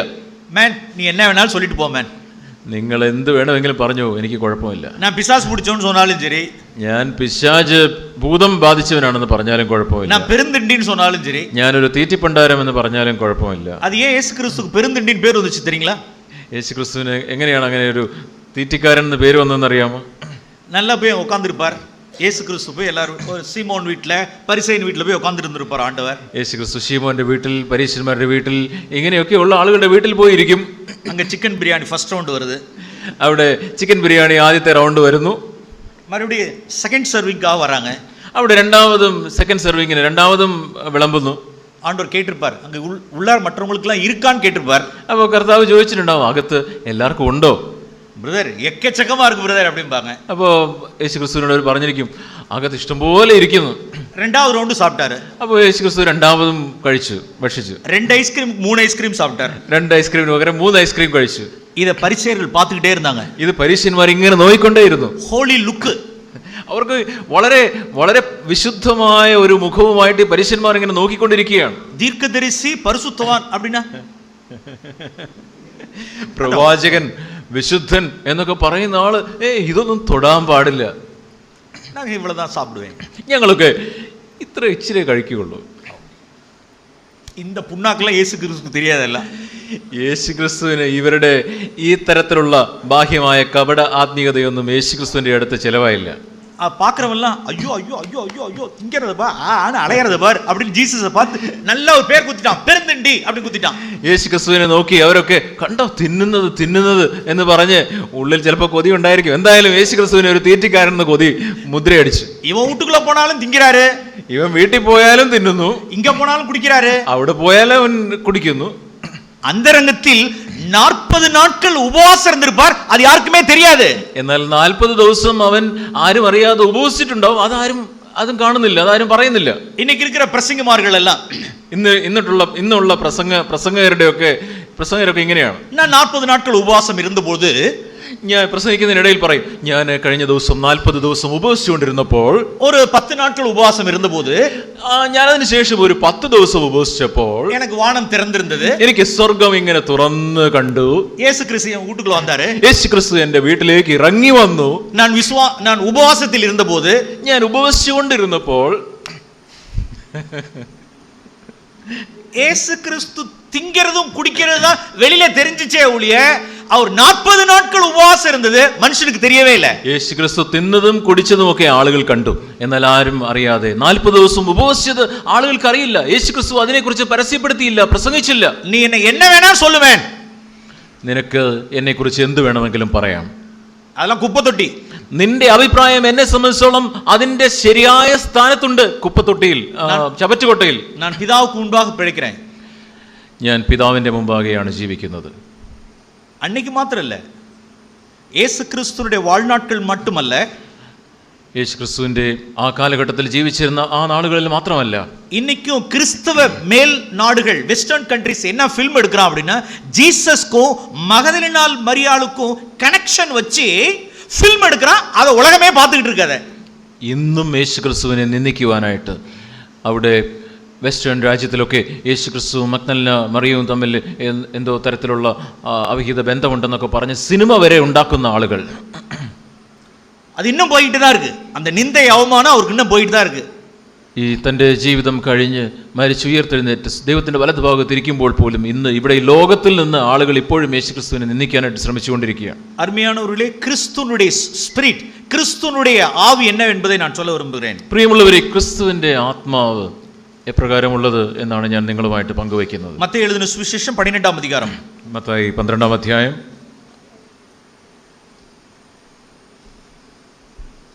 தீர்க்கமாய் ஒரே தரம் ஆண்டவர் காலா காலத்திற்கும் ஒரு பதில் ஆண்டவர் சொல்லிட்டார். அன்னைக்கு 32ஆம் வசனம். അവിടെ 32-ാം വാക്യത്തിൽ എന്നേക്കും നിലനിൽക്കുന്ന ഒരു മറുപടി കർത്താവെന്ന് പറഞ്ഞു. 32 വാസിപ്പം. മത്തായി 12:32 വായിക്കുന്നു. ആരെങ്കിലും മനുഷ്യപുത്രന് നേരെ ഒരു വാക്ക് പറഞ്ഞാൽ അത് അവനോട് ക്ഷമിക്കും. ഓക്കെ, മനുഷ്യകുമാരനുക്ക് വിരോധമായി എന്നാ വാർത്ത சொன்னாலும் അത് അവனுக்கு മன்னிக்கப்படும். മനുഷ്യപുത്രന് നേരെ എന്ത് വാക്ക് പറഞ്ഞാലും അത് അവനോട് ക്ഷമിക്കും. அருமையானவர்களே, இந்த காலை வேளையில நாம் கிறிஸ்துவை தியானிக்கிறோம். அந்த ஸ்பிரிட் நம்மிடத்தில் இருக்கான்னு நிதானிச்சு பாருங்க. പ്രിയമുള്ളവരെ, ഇന്ന് രാവിലെ നാം ക്രിസ്തുവിനെ ധ്യാനിച്ചുകൊണ്ടിരിക്കുകയാണ്. ഈ ഒരു ആത്മാവ് മനുഷ്യപുത്രന് നേരെ എന്ത് പറഞ്ഞാലും ക്ഷമിക്കപ്പെടും. ഈ ഒരു ആത്മാവ് നമ്മുടെ ഹൃദയത്തിലുണ്ടോ? എല്ലാവരെയും മன்னித்திருக்கிறோமா? മറ്റെല്ലാവരെയും നാം ക്ഷമിച്ചിട്ടുണ്ടോ? എല്ലാവരോടും നാം ക്ഷമിച്ചിട്ടുണ്ടോ? உங்களுடைய வீட்டாரை குறித்து பேசின வார்த்தைகள், നിങ്ങളുടെ വീട്ടുകാരെ കുറിച്ച് മറ്റാളുകൾ സംസാരിച്ച ആ വാക്കുകൾ, உங்களுடைய பிள்ளைகளை குறித்து சொன்ன காரியங்கள், നിങ്ങളുടെ ഭാര്യയെക്കുറിച്ചോ നിങ്ങളുടെ കുഞ്ഞുങ്ങളെക്കുറിച്ചോ സംസാരിച്ച ആ വാക്കുകൾ, നമ്മയും நம்முடைய ஊழியத்தை குறித்து சொன்ன வார்த்தைகள், നമ്മെക്കുറിച്ചും നമ്മുടെ ശുശ്രൂഷയെക്കുറിച്ചും ഒക്കെ ആളുകൾ തെറ്റായി സംസാരിച്ച വാക്കുകൾ, எப்படி பேசலாம் அப்படின்னு சொல்லிட்டு நாம் போராடுகிறவர்களா இருக்கிறோமா? നിങ്ങളുടെ ഹൃദയത്തിൽ എന്നെക്കുറിച്ച് എങ്ങനെ സംസാരിക്കാം, എൻ്റെ കുഞ്ഞുങ്ങളെക്കുറിച്ച് എങ്ങനെ അപ്രകാരം സംസാരിക്കാം എന്ന് പറഞ്ഞ് നിങ്ങളുടെ ഉള്ളിൽ നിങ്ങൾ ഇപ്പോഴും രോഷം കൊള്ളുകയാണോ? ഹൃദയത്തിൽ നാം അവരെ റിലീസ് பண்ண முடியாதபடிக்கு കസപ്പോടെ இருக்கிறோமா? നിങ്ങളുടെ ഹൃദയത്തിൽ അവരെ സ്വതന്ത്രരായി വിട്ടയക്കുവാൻ കഴിയാതെ വണ്ണം നിങ്ങൾ കൈപ്പോടുകൂടെയാണോ ഇരിക്കുന്നത്? യേശുവിനുடைய ആവി ഇല്ലാത്തവൻ അവരുடையവൻ അല്ല. യേശു ക്രിസ്തുവിന്റെ ആത്മാവില്ലാത്തവൻ അവൻ്റേതല്ല. ഞാൻ മன்னிக்கிறேன். ഞാൻ ആ വ്യക്തിയോട് ക്ഷമിക്കുന്നു. இந்த ஹால்ல இருக்கிறவங்க யாரா இருந்தாலும் சரி, ഇന്ന് ഇവിടെ ഹാളിൽ ഇരിക്കുന്ന ആരാണെങ്കിലും ശരി, ആരാണെങ്കിലും உங்களை குறித்து விரோதமாய் பேசப்பட்டிருந்தால் அருமையானவர்களே, இயேசுவினுடைய சன்னிதானத்தில் அவர்களை மன்னித்து விடுங்கள். നിങ്ങൾക്കെതിരെ ആരെങ്കിലും തെറ്റായി ഏതെങ്കിലും തരത്തിൽ സംസാരിച്ചിട്ടുണ്ടെങ്കിൽ യേശുവിന്റെ നാമത്തിൽ യേശുവിന്റെ സന്നിധിയിൽ ചെന്ന് അവരോട് നിങ്ങൾ ക്ഷമിക്കുക. അവരെ குறித்த தியானம் அறிவல்ல, നമ്മുടെ ലൈഫിൽ യേശു ക്രിസ്തുവിനെ നിങ്ങൾ ധ്യാനിക്കുന്നത് അത് ഒരു ബുദ്ധിയിലുള്ള അറിവല്ല, നിങ്ങളുടെ ജീവിതത്തിൽ നിന്നും നിങ്ങൾ മറ്റുള്ളവരോട് ക്ഷമിക്കുന്നതാണ്. യേശു ക്രിസ്തുവിനുடைய அந்த முடிவு, அவருடைய மரணத்தினுடைய முடிவு எப்படி இருக்கிறது என்றால், യേശു ക്രിസ്തുവിന്റെ ആ ജീവിതത്തിന്റെ അവസാനം, അവന്റെ മരണത്തിന്റെ അവസാനം എങ്ങനെയാണെന്ന് നമുക്ക് ചിന്തിക്കാം. அந்த டைம்ல ஜெருசலேம்ல full of people, അവിടെ യെരുശലേമിൽ മുഴുവൻ ആളുകളെ കൊണ്ട് തിങ്ങി നിറഞ്ഞിരുന്നു. அப்போஸ்தலர் நடவடிக்கைகளில் வாசிக்கிறோம். നമ്മൾ അപ്പോസ്തല പ്രവൃത്തികളിൽ നാം വായിക്കുന്നു. பிதா ஏதோ ஒரு மூல முடுக்குல வச்சு ஏதோ ஒரு ஆட்கள் எல்லாம் இல்லாத இருக்கிற ஒரு இடத்துல வச்சு தான் பிள்ளை அவமானப்படுத்தாதபடிக்கு இல்லாமல் எல்லாரும் இருக்கத்தக்கதான சூழ்நிலையில பப்ளிக்கா அவரை ஷேம் பண்ணார். அவரை യേശു ക്രിസ്തുവിനെ ക്രൂശിക്കപ്പോൾ യേശു ക്രിസ്തുവിന് ആ നിന്ദയും അപമാനവും ഒക്കെ ഏൽക്കേണ്ടി വന്നപ്പോൾ ആരുമില്ലാത്ത ഏതെങ്കിലും ഒരു തെരുവിന്റെ മൂലയിൽ വെച്ചല്ല യേശു ക്രിസ്തുവിന് ഈ നിന്ദയും അപമാനവും സഹിക്കേണ്ടി വന്നത്. യെരുശലേമിൽ ആളുകൾ തിങ്ങി നിറഞ്ഞിരിക്കുന്ന ഇടത്ത് വെച്ചാണ് യേശു ക്രിസ്തുവിനെ അവർ നിന്ദിച്ചത്. 2-ാം അധികാരം, അപ്പോസ്തല നടപടികൾ 2-ാം അധികാരം 5-ാം വചനം. അപ്പോസ്തല പ്രവൃത്തികൾ 2-ാം അധ്യായം 5-ാം വാക്യം വാസിപ്പോ. അന്ന് ആകാശത്തിന് കീഴിലുള്ള സകല ജാതികളിൽ നിന്നും യെരുശലേമിൽ വന്ന് പാർക്കുന്ന യഹൂദന്മാരായ ഭക്തിയുള്ള പുരുഷന്മാർ ഉണ്ടായിരുന്നു. അവர்கள் മാത്രമല്ല, 9-ാം വചനത്തിൽ നാം വാസിക്കുന്നു. 9:10. 9-ാം വാക്യം. പർഥ്യരും മേദ്യരും ഏലാമ്യരും മെസൊപ്പൊത്താമ്യയിലും യഹൂദിയിലും കപ്പദോക്കിയയിലും പൊന്തോസിലും ആസിയയിലും ഫ്രുഗിയിലും പഫ്ലിയിലും മിസ്രയീമിലും കുറേനയ്ക്ക് ചേർന്ന ലിബിയ പ്രദേശങ്ങളിലും പാർക്കുന്നവരും റോമയിൽ നിന്ന് വന്ന് പാർക്കുന്നവരും യഹൂദന്മാരും യഹൂദ മതാനുസാരികളും ഇவ்வளவு ജനങ്ങളും அந்த நாட்களில் ஜெருசலேமில் இருந்தார்கள். ഈ ആളുകളൊക്കെ അന്ന് ആ നാളുകളിൽ യെരുശലേമിൽ ഉണ്ടായിരുന്നു. வானத்தின் கீழ் இருக்கிற சகல தேசமுள்ள யூதர்கள் அந்த நாட்களில் எருசலேம் இருந்தாங்க. അവിടെ ലോകത്തെങ്ങും ഉണ്ടായിരുന്ന യഹൂദന്മാർ മുഴുവനും അവിടെ വന്ന് ആ സമയത്ത് യെരുശലേമിൽ ഉണ്ടായിരുന്നു. இங்க என்ன நடக்குதுங்கறத பார்த்தாங்க. ഇവിടെ എന്താണ് നടക്കുന്നതെന്ന് അവരൊക്കെ കണ്ടു. അവരെ പബ്ലിക്കാ ഷേം பண்ணாங்க. അവരെ യേശു ക്രിസ്തുവിനെ ഇതാ പബ്ലിക്കായി ആളുകളുടെ മുമ്പിൽ വെച്ച് അവനെ നിന്ദിക്കുന്നു, അപമാനിക്കുന്നു. അവർ തന്നെ ക്രിസ്തുன்னு சொன்னார். യേശു ക്രിസ്തു താൻ ക്രിസ്തുവാണ് എന്ന് പറഞ്ഞു. നീ ക്രിസ്തുവാണെങ്കിൽ കീഴേ ഇറങ്ങി പാപ്പം அப்படினாங்க. ഉടനെ പറഞ്ഞു, നീ ക്രിസ്തുവാണെങ്കിൽ നീ താഴെ ഇറങ്ങിക്കേ, ക്രൂശിൽ നിന്ന് താഴെ ഇറങ്ങിക്കേ, നോക്കട്ടെ. തன்னுடைய வாழ்நாளில் அவர் தேவனுடைய குமாரன் சொன்னார். തന്റെ ജീവിതകാലത്ത് ഞാൻ ദൈവപുത്രനാണ് എന്ന് അവൻ പറഞ്ഞു. നീ தேவனுடைய குமாரனால் இறங்கி வா பாப்போம் அப்படினா. നീ ദൈവപുത്രനാണെങ്കിൽ നീ ഇറങ്ങി വാ എന്ന് അവനോട് പറഞ്ഞു. തന്നെ ഒരു தீர்க்கதரிசின்னு சொன்னார். ഒരു പ്രവാചകനാണ് എന്ന് പറഞ്ഞു. உன்னை அடிச்சவன் எவன் சொல்லு பாப்போம், ஞான திருஷ்டி சொல்லு பாப்போம் அப்படின்னாங்க. നിന്നെ അടിച്ചവൻ ആരാണ് എന്ന് നീ പറയുക, കണ്ണു കെട്ടിയിട്ട് നിന്നെ അടിച്ചവൻ ആരാണെന്ന് പറയുക, നിനക്ക് ദീർഘദർശന വരവുണ്ടോ എന്ന് ഞങ്ങൾ നോക്കട്ടെ. பிலாத்துக்கு முன்பாக நீ சொல்லுகிறபடி நான் ராஜாதான் சொன்னார். പിലാത്തോസിന്റെ മുമ്പാകെ അവൻ രാജാവാണ് എന്നവൻ പറഞ്ഞു. நீ ராஜாவானால் அப்படின்னு சொன்ன உடனே தூக்கி ஒரு முள்முடியை வச்சு காரி துப்பி യൂദർகளின் രാജാവേ വാഴ്ക அப்படின்னு പരിഹാസം பண்ணாங்க. രാജാവാണെന്ന് പറഞ്ഞ യേശുക്രിസ്തുവിന്റെ തലയിൽ ഒരു മുൾ കിരീടം വെച്ച് അവന്റെ മുഖത്ത് തൊപ്പി യഹൂദന്മാരുടെ രാജാവ് എന്ന് പറഞ്ഞ് അവനെ കളിയാക്കി നിന്ദിച്ചു. எந்த ஒரு மனுஷன் தூக்கு தண்டனைக்கு போறப்பாவது, மற்ற நாடுகளெல்லாம் தூக்கு தண்டனை இல்லை, இந்தியாவில் இன்னும் தூக்கு தண்டனை உண்டு. മറ്റ് ചില രാജ്യങ്ങളിലൊന്നും ഈ തൂക്കിക്കൊല ഇപ്പോഴില്ല, എന്നാൽ ഇന്ത്യയിൽ ഈ തൂക്കിക്കൊല ഉണ്ട്. ഏത് മനുഷ്യനെയെങ്കിലും തൂക്കിക്കൊല്ലുവാൻ കൊണ്ടുവന്നതിന് മുമ്പ് அவன் பெரிய தீவிரவாதியா இருந்தா கூட நாம் கேள்விப்பட்டபடி அவனுக்கு கடைசியில ஒரு நிமிஷம் கொடுக்குறாங்க, you pray to your God அப்படின்ட்டு. ഏത് മനുഷ്യൻ തീവ്രവാദിയാണെങ്കിൽ പോലും അവനെ തൂക്കിക്കൊല്ലുന്നതിന് മുമ്പ് അവനോട് ഒരു മിനിറ്റ് അവന് കൊടുത്തിട്ട് നീ നിന്റെ ദൈവത്തോട് പ്രാർത്ഥിച്ചോളാനായിട്ട് അവസരം കൊടുക്കാറുണ്ട്. இப்போ ஒரு ஜெபம் பண்றாரு, ஏலோயி ஏலோயி லாமா சபக்தானி அப்படின்னு ரியலா பிதாவின் இடத்துல ஜெபம் பண்றார். പിതാവിനോട് പിതാവിന്റെ മുമ്പാകെ പിതാവെ എന്നെ കൈവിട്ടത് എന്ത് എന്ന് പറഞ്ഞ് അവൻ നിലവിളിക്കുമ്പോൾ அவர் ஜீவனை விடுகிற வரைக்கும் அவரை நிந்திக்க ஜனங்கள் இல்லாம இல்ல, நிந்திச்சுட்டே இருந்தாங்க அவரை. അവന്റെ ജീവൻ പോകുന്നത് വരെ യേശുക്രിസ്തുവിനെ കർത്താവിനെ അവർ നിന്ദിച്ചുകൊണ്ടേയിരുന്നു. ஹேய் என்னமோ லாமா லாமான்னு சொல்றான், எலியாவை கூப்பிடுறான் போல இருக்கு, எலியா வந்து இவனை இறக்கி விடுறானா பாப்போம் அப்படின்னு பரிகாசம் பண்ணாங்க. ഉടനെ അവർ പരിഹസിച്ചത് അവൻ ഏലിയാവിനെ വിളിക്കുന്നു എന്ന് പറഞ്ഞ് ഏലിയാവ് വന്ന് ഇവനെ ഇറക്കി വിടുമോ എന്ന് നമുക്ക് നോക്കാമെന്ന് അവനെ പരിഹസിച്ചു. ഇതാണ് അവരുടെ வாழ்க்கை பிரியமானவர்களே. യേശുക്രിസ്തുവിന്റെ ജീവിതം ഇപ്രകാരമുള്ളതാണ് പ്രിയമുള്ളവരെ. അവരുടെ ആരംഭം മുതൽ അവരുടെ ഇറുതി വരെ, യേശുക്രിസ്തുവിന്റെ ജീവിതത്തിന്റെ ആരംഭം മുതൽ യേശുക്രിസ്തുവിന്റെ ജീവിതത്തിന്റെ അവസാനം വരെ ഫുൾ ഓഫ് റിപ്രോച്ച്, നിന്ദകളും അപമാനങ്ങളും നിറഞ്ഞ ഒരു ജീവിതം. മുന്നോടിനവർ യേശുക്രിസ്തു നമുക്ക് മുന്നോടിയായി പോയ യേശുക്രിസ്തു. അവരുടെ നെയിം ഫേമുக்காக அவர் இல்லவே இல்லை. യേശുക്രിസ്തു അവന്റെ പേരിനും പുകഴിനുമായിട്ടല്ല ജീവിച്ചത്. ஏன் இந்த ட்ராக்ல சமயத்துல நாம வந்து அப்படியே நம்ம சிலுவை எடுக்க கூடாது, அப்படிக்கு ட்ராக்ல ஏன் குந்திடுறோம், ஏன் பேக் ஸ்லைட் ஆயிடுறோம் அப்படின்னா நாம் நம்மளுடைய நேம் ஃபேமை குறித்து அதிகமாய் பாரப்படுகிறவர்களா இருக்கிறோம். നാം എന്തുകൊണ്ടാണ് ഈ ഓട്ടത്തിൽ നമ്മുടെ പാതയിൽ നാം മുന്നോട്ട് പോകുവാൻ കഴിയാതെ നാം താഴെ വീഴുകയും നാം ഇരിക്കുകയും ചെയ്ത് മുമ്പോട്ട് പോകുവാൻ കഴിയാതെ ഇരിക്കുന്നത്? നമ്മുടെ പേരും പുകഴുമൊക്കെ നമുക്ക് വലിയ കാര്യങ്ങളാണ്. അതുകൊണ്ട് തന്നെ பிரதர் ஆர்டினரி பிரதரா இருங்க பிரதர் அப்படின்னு ஒரு பிரதர் சொல்றோம். ഒരു സഹോദരനോട് പറയുന്നു, സഹോദര താങ്കൾ ഒരു സാധാരണ സഹോദരനായിട്ട് ഇരിക്കുക. இயேசு கிறிஸ்துவுக்கு எது ஜீவன் அல்லங்கிறத நான் காண்பிக்க விரும்புகிறேன். பிலிப்பியருக்கு எழுதின நிருபம், ഫിലിപ്പി ലേഖനത്തിൽ നാം വായിക്കുന്നു. பிலிப்பியருக்கு எழுதின நிருபம் ഫിലിപ്പി ലേഖനം 2-ാം அதிகாரத்தில் வாசிக்கிறோம். 2-ാം അധ്യായം, பிலிப்பியருக்கு எழுதின நிருபம் 2-ாம் அதிகாரம் 6-ாம் வசனம். 2-ാം അധ്യായം 6-ാം വാക്യം. அவர் தேவனுடைய ரூபமாயிருந்தும் അവൻ ദൈവരൂപത്തിലിരിക്കെ தேவனுக்கு சமமாய் இருப்பதை கொள்ளையாடின பொருளாக எண்ணாமல், ദൈവത്തോടുള്ള സമത്വം മുറുകെ പിടിച്ചുകൊള്ളണമെന്ന് വിചാരിക്കാതെ, அதாவது அவர் ஈக்குவல் டு காட், அவர் தேவனுக்கு சமமா இருக்கிறார். ദൈവത്തോട് അവൻ സമനാണ്. ஆனால் அதை விட்டுட்டு கீழே அதை அவருக்கு கொள்ளையாடின பொருளாக எண்ணாதபடிக்கு அதை விட்டுட்டார்னு வாசிக்கிறோம். എന്നാൽ ദൈവത്തോടുള്ള ഈ സമത്വത്തെ അവൻ മുറുകെ പിടിച്ചുകൊള്ളാതെ അതിനെ വിട്ടിട്ട് അവൻ ഭൂമിയിലേക്ക് വന്നു. ஒரு சர்ச்சில் வெளியில உள்ள ஒரு சர்ச்சினோட ஒரு லோக்கல் எல்டர்ஸ் மத்தியில் 2 எல்டர்ஸுக்குள்ளார ஒரு காரியம். പുറത്ത് മറ്റൊരു സ്ഥലത്തുള്ള ഒരു സഭയിലെ 2 മൂപ്പന്മാർക്ക് തമ്മിൽ ഇടയിലുള്ള ഒരു പ്രശ്നം, ഒരു കാര്യം, ഒരു ഡിസ്പ്യൂട്ട്, ഇടയിൽ ഒരു പ്രശ്നം, ഒരു കാര്യത്തിൽ അവർക്ക് അഭിപ്രായ സമന്വയമില്ല. அந்த பிரதர் கடிந்து கொள்ள வேண்டியதா இருந்துச்சு ஒரு சூழ்நிலையில. ഒരു പ്രത്യേക സാഹചര്യത്തിൽ അതിൽ ഒരു സഹോദരനെ തിരുത്തേണ്ടതായി വന്നു. அவர் எதுக்கு ക്ലെയിം பண்றாரு அப்படின்னா, நானும் ஒரு எல்டர். അപ്പോൾ ആ സഹോദരന് അപ്പോൾ അദ്ദേഹത്തെ തിരുത്തിയപ്പോൾ അദ്ദേഹത്തിന്റെ അവകാശവാദം എന്താണെന്ന് വെച്ചാൽ, ഞാനും ഒരു മൂപ്പനാണ്, என்கிட்ட கன்சல்ட் பண்றதே கிடையாது, എന്നോടൊന്നും ചോദിക്കുന്നേ ഇല്ല, என்கிட்ட ஒரு என்னென்ன மெயில் வருது என்னென்ன தகவல் வருதுங்கிறது எனக்கு தெரிய மாட்டேங்குது, എന്താണ് മെയിൽ വരുന്നത്, എന്തൊക്കെയാണ് കാര്യങ്ങൾ, ഇതൊന്നും എന്നെ അറിയിക്കുന്നില്ല. ஒருத்தவங்களுக்கு பேப்டிசம் கொடுக்குறீங்க, எனக்கு தெரிய மாட்டேங்குது. ഒരാൾക്ക് സ്നാനം കൊടുക്കുന്നു, എന്നോട് പറയുന്നില്ല. புவர் சில்ட்ரனுக்கு ஃபண்ட் அனுப்பணும், புவர் சில்ட்ரன்ஸ்க்காக யாராக இருந்தாங்கன்னா உங்களுக்கு ஃபண்ட் அனுப்புகிறாங்கன்னு சொல்லிட்டு லிஸ்ட் வருது, எனக்கு அந்த பேர் எனக்கு என்ன நடக்குதுன்னே தெரியவில்லை சர்ச்சில். ഉടനെ അദ്ദേഹം പറയുന്നു, അവിടെ പാവപ്പെട്ടവർക്കെന്നും പറഞ്ഞ് എന്തൊക്കെയോ പൈസ കൊടുക്കുന്നു, പക്ഷേ സഭയിൽ എന്താണ് നടക്കുന്നതെന്ന് എനിക്ക് യാതൊരു അറിവുമില്ല. പ്രിയമാണവர்களே, that's not the spirit of Christ. അത് ക്രിസ്തുവിൻ്റെ ആത്മാവല്ല പ്രിയമുള്ളവർ.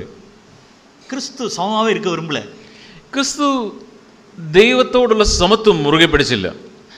நீங்க காடா இருங்க, ദൈവമേ അങ്ങ് ദൈവമായിട്ടിരുന്നാൽ മതി, நீங்க அதிகாரத்தில் இருங்க, ദൈവമേ അങ്ങ് അധികാരത്തിൽ ഇരുന്നാലും நான் அடிமையா இருக்கட்டும், ഞാൻ ദാസനായി ഇരിക്കുവാൻ ഞാൻ സന്നദ്ധനാണ്. இப்படிதான் பிதாவும் குமாரனும் இருந்தாங்க. പിതാവും പുത്രനും ഇപ്രകാരമുള്ള ഒരു ബന്ധത്തിലായിരുന്നു. பிரியமானவர்கள், இப்படிப்பட்ட சூழ்நிலையில் நாம் கடிந்து கொள்ளும் பொழுது நாம் அஃபண்ட் ஆகிறதும் இதை ஷேம் நினைக்கிறதும் அவமானம் நினைக்கிறதுமான ஸ்பிரிட் கிறிஸ்துவனுடைய ஆவி அல்ல. ഇങ്ങനെയുള്ള സാഹചര്യങ്ങളിൽ നമ്മെ ഏതെങ്കിലും തരത്തിൽ നമുക്ക് നാം നിന്ദിക്കപ്പെടുന്നു, അപമാനപ്പെടുന്നു എന്നൊക്കെ പറഞ്ഞ് നാം മുറിപ്പെടുന്നുവെങ്കിൽ നമുക്കുള്ളത് ക്രിസ്തുവിൻ്റെ ആത്മാവല്ല. ஓகே, நாம் இயேசு கிறிஸ்துவிடத்தில் இந்த காரியத்தை நாம் விரிவாய் தியானித்திருக்கோம் நான் நம்புகிறேன்.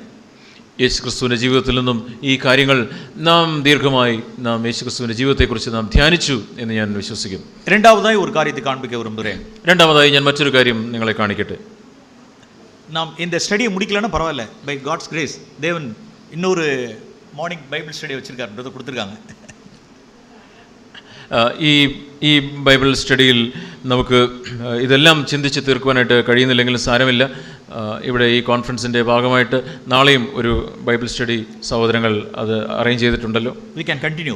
നമുക്ക് നാളെയും അത് തുടരുവാനായിട്ട് കഴിയും. യേശു ക്രിസ്തുവിന്റെ ജീവിതത്തിൽ இரண்டாவதாய் அவர் தன்னுடைய ட்ராக்ல அவர் அசைட் பண்ண உதறித்தலின ஒரு சில காரியங்களை நான் காண்பிக்கிறேன். യേശു ക്രിസ്തുവിൻ്റെ ജീവിതത്തിൽ യേശു ക്രിസ്തു പോയ ആ പാതയിൽ യേശു ക്രിസ്തു തള്ളിക്കളഞ്ഞ മറ്റു ചില കാര്യങ്ങൾ നിങ്ങളെ കാണിക്കട്ടെ. സാപ്പാട് ഉദറി തള്ളിനാർ. ഭക്ഷണത്തെ അവൻ തള്ളിക്കളഞ്ഞു. സാപ്പാട് അവരുടെ ട്രാക്കിൽ അവർക്ക് ഭാരമല്ല. അവർക്ക് തൻ്റെ ഓട്ടത്തിൽ മുമ്പോട്ട് പോകുവാൻ ഭക്ഷണം അവനൊരു ഭാരമായിരുന്നില്ല. ഓക്കെ, തൂക്കം അവർ ഉദറി തള്ളിനാർ. ഉറക്കം അതിനെയും യേശു ക്രിസ്തു തള്ളിക്കളഞ്ഞാണ് തൻ്റെ ഓട്ടം ഓടിയത്. ഇതെല്ലാം പാവமான കാര്യങ്ങളെ தெரியாது. ഇതെല്ലാം ലെജിറ്റിമേറ്റ് തിങ്സ്. ഇതെല്ലാം ഒരു പാപമായ കാര്യങ്ങളല്ല, ജീവിതത്തിൽ ആവശ്യമുള്ള കാര്യങ്ങളാണ് ഭക്ഷണം, ഉറക്കം ഒക്കെ. ഓക്കെ, യേശു ക്രിസ്തു இன்னொரு കാര്യமும் ஓய்வு ரெஸ்ட் அப்படிங்கறத அவர் உதறி தள்ளினார். വിശ്രമം എന്നുള്ളതും യേശു ക്രിസ്തു അതിനെ തള്ളിക്കളഞ്ഞിട്ടാണ് തന്റെ ഓട്ടം ഓടിയത്. இந்த மூன்று காரியங்களை நான் இயேசுவினுடைய வாழ்க்கையிலிருந்து காண்பிக்க விரும்புகிறேன். ഈ മൂന്ന് കാര്യങ്ങളും യേശു ക്രിസ്തുവിന്റെ ജീവിതത്തിൽ നിന്ന് ഞാൻ കാണിക്കുവാനായിട്ട് ആഗ്രഹിക്കുന്നു. നാം ഓട വേണ്ടിയതാണ് ട്രാക്ல, നാം ഓടേണ്ട ഈ പാതയിൽ എല്ലാം ന്യായமான കാര്യം, ലെജിറ്റിമേറ്റ് തിങ്സ് എല്ലാമേ. ഇതെല്ലാം ആവശ്യമുള്ള ജീവിതത്തിൽ ആവശ്യമുള്ള കാര്യങ്ങളാണ്. ஆனால் இவைகள் நமக்கு பாரமா இருந்துடக்கூடாது. എന്നാൽ ഈ കാര്യങ്ങൾ നമുക്ക് ഒരു ഭാരമായിരിക്കുവാൻ പാടില്ല. சாப்பாடு, ഭക്ഷണം, தூக்கம், ഉറക്കം, ஓய்வு, വിശ്രമം. ஓகே, இவைகளை நாம் தியானிப்போம். இயேசு கிறிஸ்துவிന്റെ வாழ்க்கையிலிருந்து நான் காண்பிக்க விரும்புகிறேன். യേശു ക്രിസ്തുവിന്റെ ജീവിതത്തിൽ നിന്നും ഈ കാര്യങ്ങൾ നിങ്ങൾക്ക് കാണിച്ചു തരുവാൻ ഞാൻ ആഗ്രഹിക്കുന്നു. முதலாவது மார்க் எழுதின சுவிசேஷம் 6ஆம் அதிகாரம். ഒന്നാമതായി മർക്കോസ് എഴുതിയ സുവിശേഷം 6ആം അധ്യായം. മാർക്ക് நிறைய அவருடைய பர்சனல் லைஃப்ல நிறைய ரெக்கார்ட் பண்ணி வச்சிருக்கார். യേശു ക്രിസ്തുവിന്റെ വ്യക്തിപരമായ ജീവിതത്തിൽ നിന്നുള്ള പല കാര്യങ്ങളും മർക്കോസ് രേഖപ്പെടുത്തിയിട്ടുണ്ട്. മാർക്ക് എഴുതിയ സുവിശേഷം 6ആം അധികാരം. മർക്കോസ് 6ആം അധ്യായം 31ആം വചനത്തിൽ വാസിக்கிறோம். 31ആം വാക്യം വാസിപ്പോ. വരുന്നവരും പോകുന്നവരും വളരെ ആയിരുന്നതിനാൽ അവർക്ക് ഭക്ഷിക്കുവാൻ പോലും സമയം ഇല്ലായകൊണ്ട് അവൻ അവരോട്, നിങ്ങൾ ഒരു ഏകാന്ത സ്ഥലത്ത് വേറിട്ട് നിന്ന് അല്പം ആശ്വസിച്ചു കൊള്ളുവീൻ എന്ന് പറഞ്ഞു. തമിഴിൽ எப்படி இருக்கு, அங்க மலையாளத்தில் இருக்க சற்று இளைப்பாறும்படி இருக்கா, கொஞ்ச நேரம். അല്പം ആശ്വസിച്ചു കൊള്ളുവീൻ, അല്പം ആശ്വസിച്ചു കൊള്ളുവീൻ. അല്പം, கொஞ்ச நேரம். யாருக்கே தேவைப்பட்டிருக்கு? சற்று இளைப்பாறும்படி. അവിടെ കുറച്ച് അല്പം ആശ്വാസം അത് ആവശ്യമായിരുന്നു. கொஞ்சம் ரெஸ்ட் எடுக்கிறது தப்பு இல்லை. അവിടെ അല്പം ആശ്വാസം അത് തെറ്റല്ല, അത് ആവശ്യമാണ്. நேற்று கேட்டது போல சில விஷயங்கள், ஃபேமிலியாக நம்ம பிக்னிக் போகிறதோ, கொஞ்சம் ரெஸ்ட் எடுக்கிறதோ, கொஞ்சம் தூங்குறதோ, அதெல்லாம் ஒன்றுமே தப்பே இல்லை. അല്പം ആശ്വസിക്കുന്നത്, ഫാമിലിയായിട്ട് ഒരു പിക്നിക്ക് പോകുന്നത്, ഉറങ്ങുന്നത്, ഇതൊന്നും തെറ്റല്ല. യേശുവേ ഇത് വിരുമ്പിനാർ, அதை தேடினார், எதிர்பார்த்தார். യേശു ക്രിസ്തുവും ഇത് ആഗ്രഹിച്ചു. യേശു ക്രിസ്തുവിനും അത് ആവശ്യമായിരുന്നു. எல்லாரையும் விட்டுட்டு சற்று நேரம் போய் இளைப்பாறுவோம், ஒரே மினிஸ்ட்ரின்னு இருக்கிற சற்று இளைப்பாறுவோம் அப்படின்னு அவர் விரும்பினார். എപ്പോഴും ഇങ്ങനെ മിനിസ്ട്രി ശുശ്രൂഷ എന്നിരിക്കാൻ അല്പം ഒന്ന് ഒരു ഏകാന്ത സ്ഥലത്ത് പോയി വേറിട്ട് നിന്ന് അല്പം ഒന്ന് ആശ്വസിക്കണം എന്ന് യേശു ക്രിസ്തുവും ആഗ്രഹിച്ചു. அங்க என்ன நடந்ததுன்னு பார்ப்போம். എന്നാൽ അവിടെ എന്താണ് സംഭവിച്ചത് എന്ന് നോക്കുക. 32ஆம் വചനത്തിൽ വാസിக்கிறோம். അവരെ തനിയായി പടകുല ഏറ്റി അழைச்சிட்டு പോறார். അങ്ങനെ അവർ പടകിൽ കയറി ഒരു ഏകാന്ത സ്ഥലത്ത് വേറിട്ട് പോയി. அதை நான் எப்படி புரிஞ்சுக்கணும்னா, இப்போ எங்கள் ஊர்லலாம் ஆறு இருக்கிறதுனால என் ஜனங்களுக்கு நான் இப்படி சொல்லுவேன், சில ஆறை വച്ച് ഞാൻ சொல்லுவேன். എൻ്റെ വീടിനടുത്ത് തന്നെ ഒരു നദി ഉള്ളതുകൊണ്ട് ഞാൻ പലപ്പോഴും എൻ്റെ ഉദാഹരണങ്ങൾക്കായി ഈ നദിയിലേക്ക് പോകാറുണ്ട്. ഈ നദി എടുത്ത് ഉദാഹരണം പറയാറുണ്ട്. ஓகே, இப்போ ஜீசஸ் வந்து ஜனங்களெல்லாம் அனுப்பிச்சிட்டு அந்த படவுல ஏறி அவர் இப்படி கிராஸ் பண்ணி போயிட்டார். அந்த இடத்துக்கு நம்ம போயிடுவோம், யாரும் மனுஷ சஞ்சாரம் இல்லாத இடம், நல்லா போய் ரெஸ்ட் எடுப்போம்னு சொல்லிட்டு இப்படி പടവേറി இப்படி പോയിട്ടാர். അപ്പോൾ നദിക്കക്കരയിലേക്ക് അവിടെ ആളുകളൊന്നും ഇല്ലാത്തൊരു സ്ഥലമാണ്. അപ്പം പടകിൽ കയറി നദിക്ക് അക്കരയ്ക്ക് യേശു ക്രിസ്തു പോയി. இப்படி போயிட்டாங்க. അങ്ങനെ അവര് നദിക്ക് കുറുകെ അക്കരയ്ക്ക് പോയി. அங்க என்ன நடந்தது பாருங்களேன். എന്നാൽ അവിടെ എന്താ സംഭവിച്ചതെന്ന് നോക്കുക. 33 വചനത്തെ പൊറുமையா വാസിங்க. നിങ്ങൾ വളരെ സാവകാശം 33 വാക്യം വായിക്കുക. ബോട്ട് എന്ത് ഡയറക്ഷനിൽ പോകുന്നത് பார்த்துக்கிட்டாங்க அவங்க. അവർ പോകുന്നത് പലരും കണ്ടു. ഏത് ദിശയിലാണ് ബോട്ട് പോകുന്നതെന്ന് കണ്ടു. വാസിപ്പോ 33 വാക്യം. എല്ലാ പട്ടണങ്ങളിൽ നിന്നും കാൽനടയായി അവിടേക്ക് ഓടി. കാൽനടയായി അപ്പുറം എന്നത് ഓടി. ഓടി அப்படின்னா சகல பட்டியலும் உள்ள ஜனங்கள் எல்லாரும் അതിന്റെ അർത്ഥം എന്താണ്? യേശു ക്രിസ്തു അങ്ങനെ പടകിൽ പോകുന്നത് കണ്ട ഉടനെ ഈ സകല പട്ടണങ്ങളിലുള്ള ആളുകൾ അവര് അങ്ങോട്ട് എത്താനുള്ള ഒരു വഴി നോക്കി കാൽനടയായിട്ട് ഓടാൻ തുടങ്ങി. ഇപ്പൊ இந்த பக்கம் போணும்னு വെച്ചீங்களே, ഇവിടെ ഇപ്പോഴാണ് ഇങ്ങനെയാണ് പടകിൽ അപ്പുറത്തേക്കാണ് പോകുന്നത്. ஜோர்ஜி சி மேத்யூஸ்னுடைய ஹவுஸ்னுடைய சந்துக்குள்ள இறங்கி இதுல வந்து அதுல வந்து இவர் இப்படி போறதுக்குள்ளார இந்த ஜனங்கள் கிட்டு ஓடி அங்க போயிட்டு വാങ്ങാണ്ടവരെ അവിടെ റിസീവ് பண்ணிட்டாங்க. ഇവിടെ അങ്ങോട്ടാണ് എത്തേണ്ടത്. അപ്പോഴത്തേക്കും ആളുകൾ ഇത് കണ്ട ഉടനെ അവരിങ്ങനെ ഓടാൻ തുടങ്ങി. ഇവിടെ ജോജി ബ്രദറിന്റെ വീട്, സി മാത്യു ബ്രദറിന്റെ വീടെല്ലാം താണ്ടി അപ്പുറത്തൂടെ പോയി ഓടി യേശു ക്രിസ്തു എത്തുന്നതിന് മുമ്പ് അവിടെ എത്തി. യേശു ക്രിസ്തു വന്നപ്പോഴേക്കും വന്നാട്ടെ കർത്താവേ എന്ന് പറഞ്ഞ് യേശു ക്രിസ്തുവിനെ അവിടെ സ്വീകരിച്ചു. അവർ ബോട്ടിൽ നിന്ന് ഇറങ്ങുறாரு. യേശു ക്രിസ്തു ബോട്ടിൽ നിന്ന് ഇറങ്ങുന്നു. വാങ്ങാണ്ടവരെയും റിസീവ് പண்றாங்க. യേശു ക്രിസ്തുവിനെ അവര് കർത്താവേ വന്നാലും എന്ന് പറഞ്ഞ് യേശു ക്രിസ്തുവിനെ അവർ സ്വീകരിക്കുന്നു. ഉടനെ ജീസസ് എന്നാ செஞ்சார் தெரியுங்களா? യേശു ക്രിസ്തു എന്താണ് പറഞ്ഞതെന്ന് അറിയാമോ? എന്നെ ഗൗനിക്കുക, നിങ്ങൾ എന്നെ ശ്രദ്ധിക്കുക. യേശു കണ്ടോ, ശല്യം വീണ്ടും വന്നിരിക്കുന്നു. അങ്ങനെയാണോ യേശു ക്രിസ്തു പറഞ്ഞത്? அப்படி தலையில அடிச்சுக்கிட்டாரா? അങ്ങനെ യേശു ക്രിസ്തു തന്റെ തലയിൽ അടിച്ചോ? சொல்லுங்க, നിങ്ങൾ പറഞ്ഞാട്ടെ. தலையில அடிச்சுக்கிட்டாரா? അങ്ങനെ യേശു ക്രിസ്തു തന്റെ തലയിൽ അടിച്ചോ? பாருங்க, നിങ്ങൾ നോക്കുക. യേശു കരയിൽ ഇറങ്ങി വന്ന് അനേക ജനങ്ങളെ കണ്ട് മേയ്പ്പനില്ലാத ആടുകളെ പോൽ ഇരുന്നതിനാൽ അവர்கள் മേൽ മനതുരുകി. അവൻ പടകിൽ നിന്ന് ഇറങ്ങിയപ്പോൾ വലിയ പുരുഷാരത്തെ കണ്ടു. അവർ ഇടയനില്ലാത്ത ആടുകളെ പോലെ ആയതുകൊണ്ട് അവരിൽ മനസ്സലിഞ്ഞു പലതും ഉപദേശിച്ചു തുടങ്ങി. He was moved with compassion. അവരെ കണ്ട് അവന്റെ ഹൃദയത്തിൽ കോപമല്ല വന്നത്, അതിന് പകരം അവന്റെ ഹൃദയത്തിൽ മനസ്സ് ഉരുകി അവരോട് അവൻ സംസാരിക്കുവാനായിട്ട് തുടങ്ങി. இந்த ஜனங்கள்னால ரெஸ்ட் எடுக்கவே என்னால முடியல. ഈ ആളുകളെ കൊണ്ട് എനിക്ക് വിശ്രമിക്കുവാൻ പോലും കഴിയുന്നില്ല എന്നല്ല യേശു ക്രിസ്തു പറഞ്ഞത്. அப்படி சொல்லாதபடிக்கு மனதுருகினார். അങ്ങനെ പറയാതെ യേശു ക്രിസ്തു മനസ്സ് ഉരുക്കമുള്ളവനായിരുന്നു. 35 വചനത്തിൽ വാസിக்கிறோம். 35 വാക്യം. அதாவது அதிலே 34 അനേക കാര്യങ്ങളെ അവർക്ക് ഉപദേശിച്ചു തുടങ്ങിனார். അതിനെ തുടർന്ന് പലതും ഉപദേശിച്ചു തുടങ്ങി എന്നാണ് വായിക്കുന്നത്. ഔട്ട് ഓഫ് കമ്പാഷൻ അവർ நிறைய பேசினார். മനസ്സലിഞ്ഞ് പലതും ഉപദേശിച്ചു തുടങ്ങി. அங்கதான் அவர் அற்புதம் செய்றார். അവിടെ അതിനെ തുടർന്നാണ് യേശു ക്രിസ്തു അവിടെ ഒരു അത്ഭുതം. அஞ்சப்பம் 2 மீன் അത്ഭുതத்துக்கு മുന്നதாக ഇതാ ജീസസ് ഇരുന്നതാണ് കമ്പാഷൻ. 5 അപ്പവും 2 മീനും കൊണ്ട് യേശു ക്രിസ്തു അത്ഭുതം പ്രവർത്തിക്കുന്നതിന് മുമ്പ് യേശു ക്രിസ്തുവിന്റെ ഹൃദയത്തിലുണ്ടായിരുന്ന അനുകമ്പ, മനസ്സലിവ്, മനസ്സുരുക്കം നിങ്ങൾ ശ്രദ്ധിക്കുക. നാം ക്രിസ്തുവിൽ നാം അറിந்திருக்கிறது 5 അപ്പം 2 மீன் കഥയിന് அதுக்கு മുന്നാல உள்ளതാണ് ബാക്കപ്പ്. அந்த ബാക്കപ്പ് ഇതാ அந்த ബാക്കപ്പ്. നമുക്കെല്ലാം ക്രിസ്ത്യാനികൾക്ക് 5 അപ്പത്തിന്റെയും 2 മീനിന്റെയും കഥ എല്ലാവർക്കും അറിയാം. എന്നാൽ 5 അപ്പത്തിന്റെയും 2 മീനിന്റെയും ആ അത്ഭുതം നടക്കുന്നതിന് മുമ്പ് ഉണ്ടായിരുന്ന യേശു ക്രിസ്തുവിന്റെ ഹൃദയത്തിന്റെ മനോനില, ഹൃദയത്തിന്റെ അവസ്ഥ അത് നമുക്കാർക്കും അറിയില്ല. അവർ கொஞ்சமாவது அந்த ஜனங்களை கண்டு இருதயத்துல ஒரு சலிப்படைஞ்சிருந்திருக்காருன்னு வச்சுங்க, எரிச்சல் பட்டிருந்தார், சலிப்படைஞ்சிருந்தார் என்றால் அங்க ஒரு அற்புதம் நடந்திருந்திருக்காது. ആ ആളുകളെ കണ്ട് യേശു ക്രിസ്തുവിന്റെ ഹൃദയത്തിൽ അല്പമെങ്കിലും കയ്പോ വിദ്വേഷമോ ഉണ്ടായിരുന്നെങ്കിൽ ഈ ഒരു അത്ഭുതം നടക്കുകയില്ലായിരുന്നു. அந்த நாட்களில் கான்ஃபரன்ஸில் நான் கேட்ட ஒரு ரியல் ஸ்டோரி, உண்மையான ஒரு சம்பவத்தை நான் சொல்ல விரும்புகிறேன். വർഷങ്ങൾക്ക് മുമ്പ് ഞാൻ കോൺഫറൻസിൽ കേട്ട ഒരു യഥാർത്ഥ സംഭവം ഞാൻ നിങ്ങളോട് പറയട്ടെ. ഒരു சீன மிஷனரி குறித்து பிரதர் ஜாக் சொல்லியிருக்காங்க.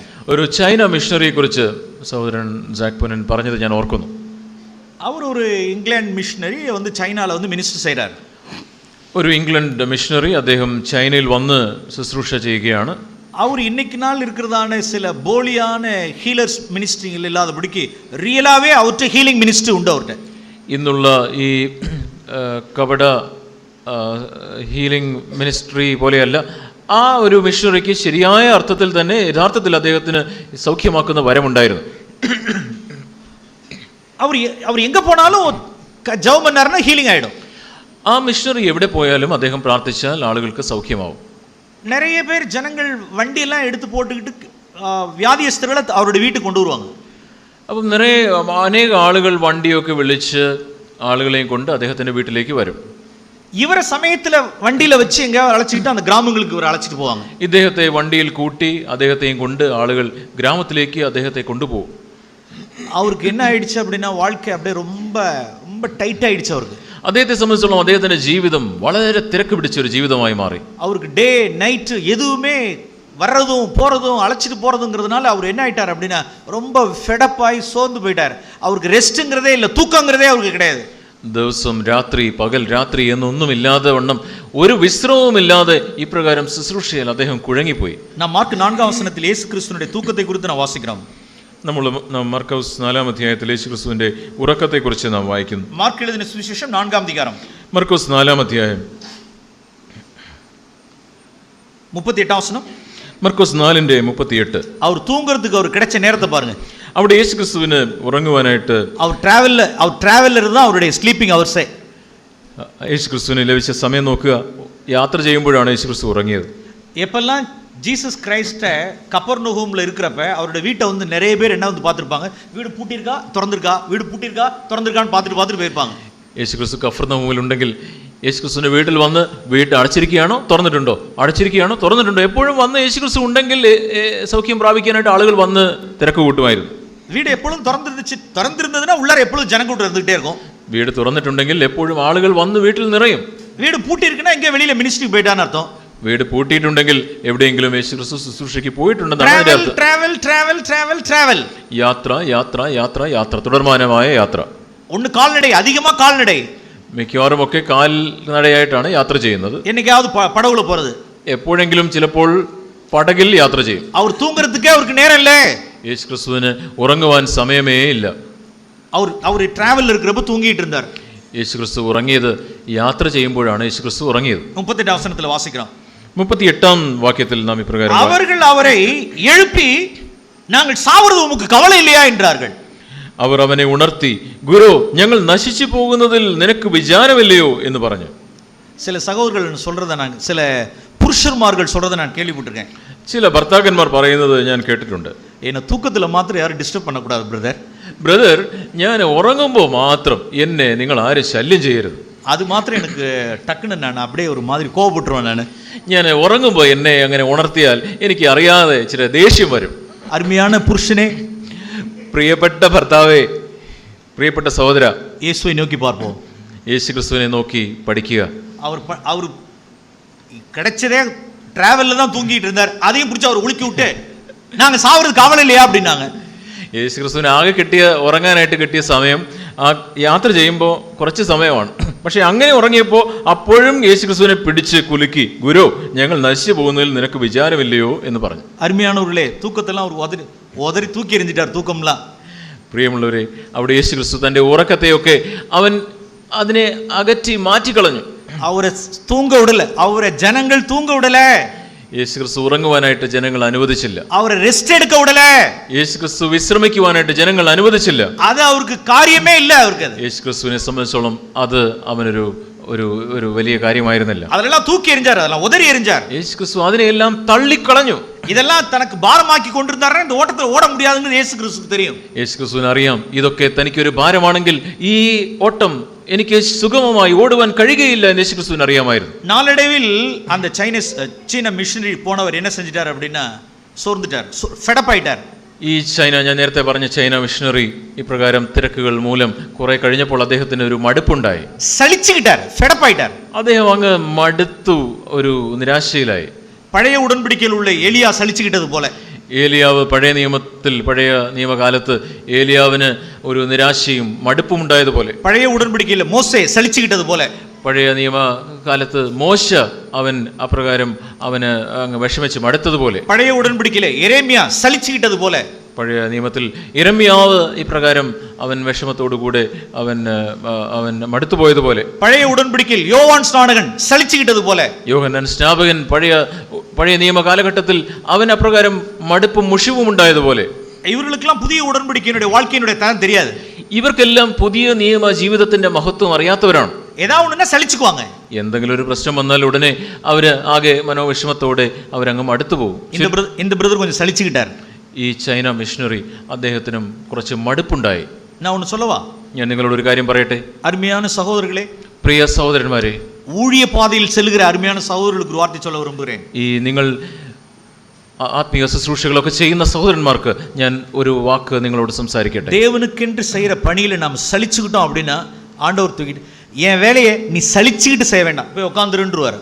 ദൈവത്തിന് വേണ്ടി നിങ്ങൾ ചെയ്യുന്ന പ്രവർത്തനങ്ങളിൽ നിങ്ങൾക്ക് മടുപ്പും നിങ്ങൾക്ക് പ്രയാസവുമാണ് നിങ്ങൾക്ക് തോന്നുന്നതെങ്കിൽ ദൈവം പറയും, നീ മടുപ്പോടും പ്രയാസത്തോടും വിഷമത്തോടും കൂടെ എൻ്റെ പ്രവർത്തനം നീ ചെയ്യേണ്ട, നീ അവിടെ ഒരു മൂലയിൽ ഇരുന്നാൽ മതി എന്ന് പറഞ്ഞ് ദൈവം നമ്മെ മാറ്റി ഒരു സ്ഥലത്ത് ഇരുത്തും.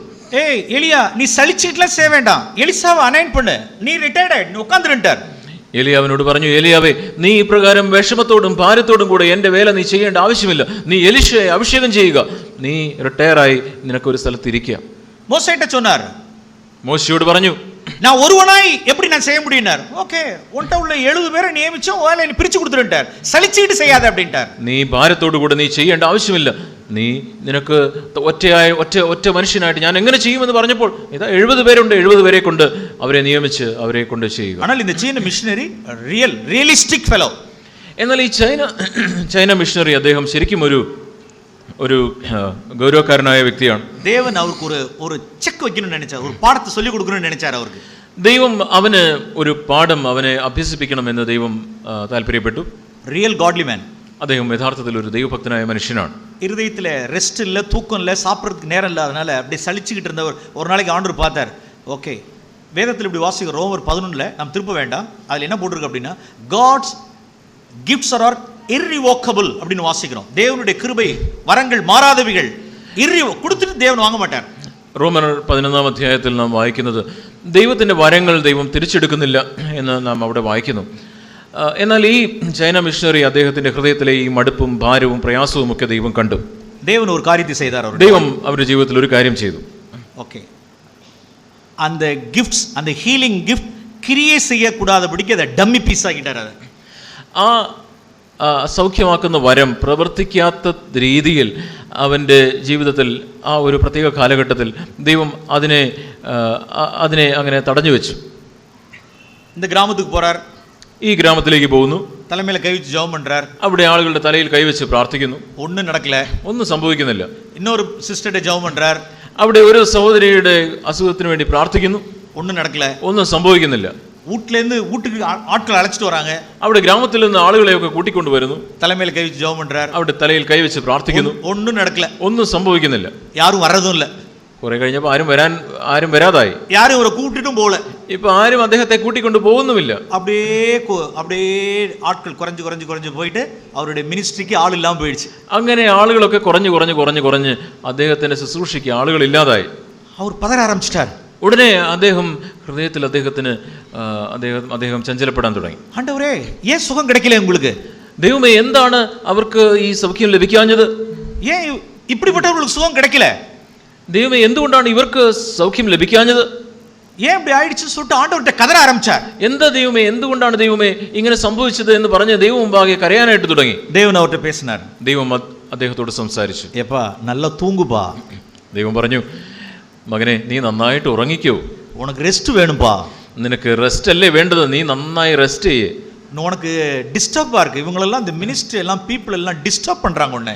നിന്നെ ഈ ആളുകളൊക്കെ, ഈ മിനിസ്ട്രി ആളുകളൊക്കെ വരുന്നത് നിനക്കൊരു ശല്യമല്ലേ, നീ ഉറങ്ങിക്കോ. 8 മണിക്ക് ഫോണിൽ കൂപ്പിടலாம், നൈറ്റ് 12 മണിക്ക് ഉന്നെ കൂപ്പിടുறாங்கப்பா. രാവിലെ 8 മണിക്ക് ഫോണിൽ വിളിക്കാം, രാത്രി 12 മണിക്കൊക്കെ നിന്നെ ഫോണിൽ വിളിച്ചാൽ അതൊരു ശല്യമല്ലേ? അത് ഏൻ നീ നല്ല തൂങ്ങ, നീ നല്ല റെസ്റ്റഡ്, നീ നന്നായിട്ട് ഉറങ്ങി, നീ നന്നായിട്ട് റെസ്റ്റ് ചെയ്യേ. അദ്ദേഹത്തിന് ഉടനെ പാപബോധമുണ്ടായി. தன்னுடைய பாவத்தை தேவனிடத்தில் அறிக்கை செய்து தேவனிடத்துல മനസ്താപപ്പെട്ട് അഴുതു ഉടഞ്ഞ് ആണ്ടവരേ அந்த ഗിഫ്റ്റ് திரும்ப കൊടുത്തിരുകേണ്ടാரு. ദൈവത്തിന്റെ മുമ്പാകെ അനുതാപത്തോടുകൂടെ തന്റെ പാപത്തെ ഏറ്റുപറഞ്ഞ് അദ്ദേഹം നുറുക്കത്തോടെ കണ്ണുനീരോടെ ദൈവം മുമ്പാകെ അനുദപിച്ച് കരഞ്ഞു ഏറ്റുപറഞ്ഞു, ദൈവമേ എനിക്ക് ആ വരത്തെ അങ്ങ് തിരികെ തന്നാലും എന്ന് ദൈവത്തോട് അപേക്ഷിച്ചു. ദൈവം സുമ്മാ കൊഞ്ച നേരത്തേക്ക് അത് സുമ്മാ ഡമ്മി പണി വെച്ചിരുന്നാரு. ദൈവം കുറച്ചു നേരത്തേക്ക് ആ വരത്തിന്റെ പ്രവർത്തനത്തെ ഒന്ന് തടഞ്ഞു വെച്ചിരിക്കുകയായിരുന്നു. അതിന് പിറകു അവർ ഉത്സാഹമായി തന്റെ வாழ்க்கை ആണ്ടവർക്ക് തുറന്നു കൊടുത്തിട്ടാർ. എന്നാൽ അതിനെ തുടർന്ന് തന്റെ ജീവിതം മുഴുവനുമായിട്ട് ദൈവത്തിനായിട്ട് തുറന്നു കൊടുക്കുകയും ദൈവത്താൽ ഉപയോഗിക്കപ്പെടുകയും ചെയ്തു. എനിക്ക് തൂക്കം എനിക്ക് കാര്യം കിടயாது, എനിക്ക് ഉറക്കം എനിക്ക് ഒരു കാര്യം, സാപ്പാട് ഒരു കാര്യം കിടயாது, ഭക്ഷണം എനിക്ക് പ്രധാനമല്ല, എനിക്ക് റെസ്റ്റ് ഒരു കാര്യം കിടயாது, വിശ്രമം എനിക്ക് പ്രധാനമല്ല. യേശു ക്രിസ്തുവെ പോലവേ அந்த മനുഷ്യൻ ഓടിനാർ. യേശു ക്രിസ്തുവിനെ പോലെ ആ മിഷണറി തന്റെ ശുശ്രൂഷ നിറവടിയായി നിവർത്തിച്ചു. അവരുടെ வாழ்நாள்ல അനേകരെ പിന്നാட்களை സുഖമാക്കി அந்த ஊழியத்தை சரியா முடிச்சார். അവർ അനേകരെ സൗഖ്യത്തിലേക്ക് നയിക്കുകയും തന്റെ ശുശ്രൂഷയെ വിജയകരമായി ആ വ്യക്തി പൂർത്തിയാക്കുകയും ചെയ്തു. യേശു ക്രിസ്തുവിന്റെ வாழ்க்கைയിൽ സാപ്പാട് വിഷയത്തെ നാം ധ്യാനിப்போம். യേശു ക്രിസ്തുവിന്റെ ജീവിതത്തിൽ ഭക്ഷണത്തോടുള്ള മനോഭാവം നമുക്ക് ശ്രദ്ധിക്കാം. മാർക്ക് എഴുതിയ സുവിശേഷം 3-ാം അധ്യായം. മർക്കോസ് 3-ാം അധ്യായം. മാർക്ക് എഴുതിയ സുവിശേഷം 3-ാം അധ്യായം. മർക്കോസ് 3-ാം അധ്യായം. നാം ഇങ്ങ വാസിக்கிறோம். 20-ാം വചനം. മർക്കോസ് 3:20 വാസിക്കും.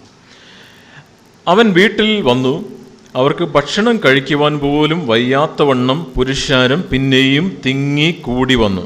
ഓക്കെ, 6-ാം അധ്യായം 31-ാം വചനം. അതാ ഇപ്പോ വാസിച്ചോ. 6:31 ഇപ്പോ വാസിച്ചോ. നമ്മൾ 6:31 വാക്യം ഇപ്പോൾ വായിച്ചല്ലോ. அதாவது வாசிக்கிறோம் 6:31 கடைசியில வருகிறவர்களும் போகிறவர்களும் அநேகரா இருந்தபடினால் போஜனம் பண்ண அவருக்கு டைம் இல்ல. അവിടെ 31 ആദ്യത്തെ ഭാഗത്ത് നമ്മൾ അങ്ങനെ വായിക്കുന്നു, വരുന്നവരും പോകുന്നവരും വളരെ ആയിരുന്നതിനാൽ അവർക്ക് ഭക്ഷിക്കുവാൻ പോലും സമയം ഇല്ലായിരുന്നു. 8-ാം അധ്യായം 2-ാം വചനം. 8-ാം അധ്യായം 2-ാം വാക്യം.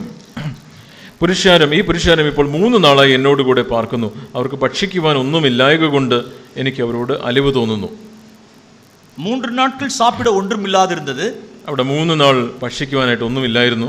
இப்ப கவனிங்களே, 3 நாள் பேசினவர் முதல்ல சாப்பிடணுமா, 3 நாள் உட்கார்ந்து கேட்டவங்க முதல்ல சாப்பிடணுமா? നിങ്ങൾ പറഞ്ഞാട്ടെ, 3 ദിവസം ഇവിടെ തുടർമാനമായിട്ട് സംസാരിച്ച ആളാണോ ആദ്യം ഭക്ഷിക്കേണ്ടത്, അതോ 3 നാളായി കേട്ടുകൊണ്ടിരുന്ന ആളുകളാണോ ഭക്ഷിക്കേണ്ടത് ആദ്യം? யாருங்க முதல்ல யார் முதல்ல சாப்பிடணும்? ആരാണ് ആദ്യം ഭക്ഷിക്കേണ്ടത്? மூச்சு பிடிச்சி 3 நாளைக்கு வெகு நேரம் பேசிக்கொண்டிருந்தவருக்கு தான் சாப்பாடு முதல்ல கொடுக்கணும். 3 നാൾ ശ്വാസം വിടാതെ തുടർമാനമായിട്ട് സംസാരിച്ച കർത്താവിനല്ലേ ആദ്യം ഭക്ഷണം കൊടുക്കേണ്ടത്. ஆனால் அவர் என்ன சொல்றாரு அப்படின்னா, ஐயோ இவர்களுக்கு நான் பரிதபிக்கிறேன், இவங்களுக்கு சாப்பாடு முதல்ல கொடுங்க அப்படிங்கிறார். എന്നാൽ യേശു ക്രിസ്തു ഈ ആളുകളെ നോക്കി പറയുകയാണ്, അയ്യോ എനിക്ക് അവരോട് അലിവ് തോന്നുന്നു, അവർക്ക് ഭക്ഷണം കൊടുക്കണ്ടേ. பிறனுக்கானவிலே தேடிட்டு இருந்தார். മറ്റുള്ളവർക്കായുള്ള ഒരു ഹൃദയം. ഹേയ്, ഞാൻ സ്പീക്കർ മാൻ, ഞാൻ ഇവിടുത്തെ പ്രസംഗകനല്ലേ, ഞാൻ സ്പെഷ്യൽ മാൻ, ഞാനൊരു സ്പെഷ്യൽ ആളല്ലേ. 3 നാൾ ഉപവാസ മീറ്റിംഗ് தெரியுமில்ல? ഇത് 3 ദിവസത്തെ ഉപവാസ പ്രാർത്ഥന കഴിഞ്ഞാൽ ഉടനെ എനിക്ക് ഭക്ഷണം വേണ്ടേ? പീറ്റർ, ഇതെല്ലാം ഉനക്ക് தெரியக்கூடாது? പത്രോസ്, നിനക്ക് അറിയില്ലേ ഇതൊന്നും? ജോൺ, ഇതെല്ലാം ഉനക്ക് தெரியக்கூடாது? യോഹന്നാൻ, നിനക്ക് ഇതൊന്നും അറിയില്ലേ? ஏதா ஏற்பாடு பண்ணுங்க மேன், சும்மா സെൻസ് ഇല്ലാம இருக்கீங்களே. നിങ്ങൾക്ക് ഒരു സെൻസ് ഇല്ലാതെ, വിവരമില്ലാതെ ഇങ്ങനെ ഇരിക്കാതെ പോയി എന്തെങ്കിലും ഭക്ഷണം എനിക്ക് അറേഞ്ച് ചെയ്യേ. இப்படிலாம் அவருடைய ശിഷ്യர்களை அவர் பார்க்கவே இல்லை. യേശു ക്രിസ്തുവിന്റെ ശിഷ്യന്മാർ ഇങ്ങനെയല്ല യേശുവിനെ കണ്ടത്. അവർ വാച്ച് பண்ணிட்டே இருந்தாங்க. യേശു ക്രിസ്തുവിനെ അവർ നോക്കിക്കൊണ്ടേയിരുന്നു. 3 நாள் ஆயிடுச்சே பிரசங்கம் பண்ணியிருக்கிறாரே அப்படின்னு இவர்கள் ஆண்டவருக்கு சாப்பாடு கொடுத்து, நோ நோ நோ ജനങ്ങൾക്ക് முதல்ல കൊടുங்க. 3 ദിവസം ഞാൻ ഭക്ഷണം കഴിച്ചുകൊണ്ടിരിക്കുകയാണ്, താൻ സംസാരിച്ചുകൊണ്ടിരിക്കുകയാണ്, യേശു ക്രിസ്തുവിന് ഭക്ഷണം കഴിക്കണ്ടേ, ഭക്ഷണം കൊടുക്കണ്ടേ എന്നൊക്കെ ചിന്തിച്ച ഈ ശിഷ്യന്മാരോട് യേശു ക്രിസ്തു പറയുന്നു, ആ പുരുഷാരത്തെ കണ്ട് എനിക്ക് മനസ്സിലായി തോന്നുന്നു, അവർക്ക് ഭക്ഷണം കൊടുക്കുക. பிறனுக்கானவிகளே தேடின இயேசு, മറ്റുള്ളവർക്കായിട്ട് ഒരു ഹൃദയം എപ്പോഴും വെച്ചിരുന്ന യേശു ക്രിസ്തു சமாரியா ஸ்திரீயின் இடத்தில் நல்ல உச்சி வேளையில உட்கார்ந்துட்டு இருக்கிறார். மதியம் வேளையில கிணத்தடியில உட்கார்ந்துட்டு இருக்கார். ശമരിയ സ്ത്രീയുടെ അടുത്ത് നല്ല മധ്യാഹ്ന നേരത്ത് ഉച്ച വെയിലിൽ അവർക്ക് പസി, അവർക്ക് ആക്ച്വലി പസി, കിണറിന്റെ അടുത്ത് ഇരിക്കുകയാണ്. ശരിക്കും വിശക്കുന്നുണ്ട്. உடனே சீஷர்கள் வந்து அவரை கிணத்தடியில உட்கார வச்சுட்டு ஒரு புரோட்டா குருமா வாங்கிட்டு வரலான்னு சொல்லிட்டு பக்கத்துல உள்ள ஊருக்கு போயிருக்காங்க. ശിഷ്യന്മാര് യേശു ക്രിസ്തുവിനെ ആ കിണറ്റിന്റെ അടുക്കെ ഇരുത്തിയിട്ട് പറഞ്ഞിരിക്കുകയാണ്, ഞാൻ വിശക്കുന്നല്ലോ, ഏതായാലും പോയി ഞങ്ങൾ ഇച്ചിരി പൊറോട്ടയും കറിയും മേടിച്ചോണ്ട് വരാം. வந்து பாக்குறப்ப அவரு கேட்குறாங்க, ஆண்டவரே இந்தாங்க புரோட்டா குருமா அப்படின்னு கொடுக்குறாங்க. അവർ വന്ന് യേശു ക്രിസ്തുവിനോട് പറയുന്നു, കർത്താവേ ഇതാ പൊറോട്ടയും കറിയും ഇതാ. நான் சாப்பிட்டேன்டா. യേശു ക്രിസ്തു പറഞ്ഞു, ഞാൻ ഭക്ഷിച്ചു കഴിഞ്ഞു. അവർക്ക് സാപ്പാടേ മുടിഞ്ഞു പോച്ചു. അവർക്ക് എനിക്ക് തൃപ്തിയായി, ഞാൻ ഭക്ഷണം കഴിച്ചു, എനിക്ക് വിശപ്പില്ല ഇപ്പോൾ. അങ്ങ് എന്നെ നടന്നിச்சுன்னா അവർക്ക് ഫിസിക്കലാ പസിയേ ഇല്ലാമ പോയിடுச்சு. അവർക്ക് എന്താണ് സംഭവിച്ചത്? തനിക്കുണ്ടായിരുന്ന വിശപ്പെല്ലാം നീങ്ങിപ്പോയി. ഇപ്പോൾ ഭൗതികമായിട്ടുള്ള വിശപ്പില്ല. அதான் நம்முடைய ஆண்டவர். അതാണ് നമ്മുടെ കർത്താവ്. பிரியமானவர்களே, പ്രിയമുള്ളവരെ, இஸ்ரவேலர்கள் 40 வருஷங்கள் வனாந்திரத்தில் இந்த சோத்துக்காகவே, இந்த சாப்பாட்டுக்காகவே முறுமுறுத்து முறுமுறுத்து முறுமுறுத்து வனாந்திரத்திலே மரித்தார்கள். சோத்துக்காக 40 വർഷങ്ങൾ ഇസ്രായേൽ മക്കൾ അവർ മരുഭൂമിയിൽ ഭക്ഷണത്തിനായിട്ടും പാനത്തിനായിട്ടും ഒക്കെ മുറുമുറുത്ത് ആ മുറുമുറുപ്പോട് കൂടെ നശിച്ചുപോയി. ഡെയിലി ഇതേ മണ്ണ മൂഞ്ചിലേ മുളിക്ക വേണ്ടിയതാ ഇருக்கு. ഡെയിലി മണ്ണാവാ, എല്ലാ ദിവസവും ഈ മന്നയോ, ഈ ഒരേ രുചിയുള്ള മന്നയോ എല്ലാ ദിവസവും ഞങ്ങൾക്ക് മടുത്തു. 40 வருஷம் இதே மண்ணாவா, 40 വർഷം ഈ മന്നയോ. മുറുമുറുത്താர்கள். അവര് ഹൃദയത്തിൽ പിറുപിറുക്കുന്നവരായിരുന്നു, വായുകൊണ്ട് പിറുപിറുക്കുന്നവരായിരുന്നു. അരുമயான വാലിബ പിള്ളകളെ, പ്രിയ ചെറുപ്പക്കാരായ സഹോദരങ്ങളെ, കുടുംബത്തിൽ പോടുற സോറ തിങ്കിരീங்களா? நீங்க നിങ്ങളുടെ വീട്ടിൽ നിങ്ങൾക്ക് നൽകുന്ന ഭക്ഷണം തൃപ്തിയോടെ നിങ്ങൾ ഭക്ഷിക്കുന്നവരാണോ? ടേസ്റ്റ് ഇല്ലാമ ഇരുന്നാലും സാപ്പിട കത്തുക്കിട്ടീங்களா? നിങ്ങൾക്ക് രുചി തോന്നുന്നില്ലെങ്കിലും നിങ്ങൾ സന്തോഷത്തോടെ കഴിക്കുവാനായിട്ട് അഭ്യസിച്ചിട്ടുണ്ടോ? അരുമயான പുരുഷന്മാர்களே, പ്രിയപ്പെട്ട ഭർത്താക്കന്മാരെ, നമ്മുടെ രുചിക്ക്, ടേസ്റ്റ് ബഡ്ക്ക് നാം സെത്തിരിக்கிறோமா? നിങ്ങളുടെ രുചി മുകുളങ്ങൾക്ക് നിങ്ങൾ മരിച്ചിട്ടുണ്ടോ? ചില പുരുഷർകളെ ഞാൻ കുറിച്ച് എനിക്ക് ദുഃഖമാർക്കും. ചില പുരുഷർകളെ കുറിച്ച്, ചില ഭർത്താക്കന്മാരെ കുറിച്ച് ചിന്തിക്കുമ്പോൾ എനിക്ക് ഹൃദയത്തിൽ വിഷമം തോന്നാറുണ്ട്. അല്പ ഭോജനത്തിற்காக തൻ മനവിയെ വിശ്രമപ്പെടുത്തുகிறവൻ, ഒരു അല്പം ഭക്ഷണത്തിന് വേണ്ടി, ഈ ഭക്ഷണത്തിന് വേണ്ടി ഭാര്യയോട് ദേഷ്യപ്പെടുന്ന ഭർത്താക്കന്മാർ. ഇതെന്നാ കുളമ്പാ? ഇതെന്താ കറിയാണോ? ഇതെന്നാ സാപ്പാടാ? ഇത് ഭക്ഷണമാണോ, ചോറാണോ? தண்ணி எடுக்க வேண்டியது அப்படியே ஊத்தி போயிட்டு மைனர் எழுந்து போயிடுவார். ഉടനെ വെള്ളം എടുത്ത് ചോറിലേക്ക് ഒഴിച്ച് എനിക്ക് വേണ്ട എന്ന് പറഞ്ഞ് എഴുന്നേറ്റ് പോകുന്ന ഭർത്താവ്. നീ യേശു ക്രിസ്തുവിന്റെ ശിഷ്യനാ? നീ യേശു ക്രിസ്തുവിന്റെ ഒരു ശിഷ്യനാണോ? அப்படி என்றால் இந்த ட்ராக் லைன் ஓடி முடிக்கவே முடியாது. നീ യേശു ക്രിസ്തുവിന്റെ ഒരു ശിഷ്യനാണെങ്കിൽ, ഈ പ്രകാരമുള്ള ഒരു വ്യക്തിയാണെങ്കിൽ, ഈ ഓട്ടപ്പാതയിൽ ഓടി നിന്റെ ഓട്ടം പൂർത്തിയാക്കുവാനായിട്ട് നിനക്ക് കഴിയുകയില്ല. ഇന്ന സാപ്പാട്ടുക്ക് இன்னும் சாவல நாம் இன்னும். നീ ഇനിയും നിന്റെ ഭക്ഷണത്തിന്റെ ആർത്തിക്ക് നീ മരിച്ചിട്ടില്ല. ടേസ്റ്റുക്ക് இன்னும் நாம் சாகல இன்னும் நம்ம. നിന്റെ ഈ രുചിക്ക് നീ ഇതുവരെയും മരിച്ചിട്ടില്ല. പ്രിയമാനവர்களே, ക്രിസ്തുവെ നാം നോക്കി പാർப்போம். അതേ പ്രിയമുള്ളവരെ, നാം യേശു ക്രിസ്തുവെ നോക്കി നമ്മുടെ ഓട്ടം ഓടേണ്ടതാണ്. നമ്മുടെ வாழ்க்கையில இன்னும் சாப்பாட்டுக்காக முறுமுறுக்கிறவர்களும் சாப்பாட்டுக்காக நாம் குறை சொல்லுகிறவர்களுமாய் இருந்தால் புதிய உடன்படிக்கையினுடைய அந்த ഫ്രണ്ട് ലൈനുக்கு என்ன நம்ம வரல. நம்ம ഇപ്പോഴും നിങ്ങൾ ഭക്ഷണത്തിന് വേണ്ടി മുറുമുറുക്കുന്നവരും പെരുവിറുക്കുന്നവരും ഒക്കെ ആണെങ്കിൽ പുതിയ നിയമ ജീവിതത്തിന്റെ ആ ഓട്ടത്തിന്റെ ആരംഭത്തിൽ പോലും നിങ്ങൾ എത്തിയിട്ടില്ല. തമിഴ്നാട്ടിലെ എங்க ചർച്ചിൽ ഉള്ള വെളിയിൽ ഉള്ള ചില സഹോദരങ്ങൾ என்ன சொல்வாங்க அப்படினா, തമിഴ്നാട്ടിലുള്ള സഭകളിൽ മറ്റു ചില സ്ഥലങ്ങളിൽ നിന്നും വരുന്ന സഹോദരന്മാർ ഇങ്ങനെയാണ് പറയാറുള്ളത്: ബ്രദർ, இப்படி நீங்க எங்களுக்கு சொல்லி சொல்லி எங்களுடைய சிஸ்டர்ஸ் ஏதோ அவுச்சு போடுறாங்க ബ്രദർ. സഹോദര, നിങ്ങളൊക്കെ ഈ കോൺഫറൻസിൽ ഇങ്ങനെയൊക്കെ പറഞ്ഞ് ഇപ്പൊ ഞങ്ങളുടെ സഹോദരിമാരൊക്കെ എന്തെങ്കിലും ഉണ്ടാക്കി അങ്ങോട്ട് പാത്രത്തിലോട്ട് തട്ടി വിടുകയാണ്. പുരുഷാ,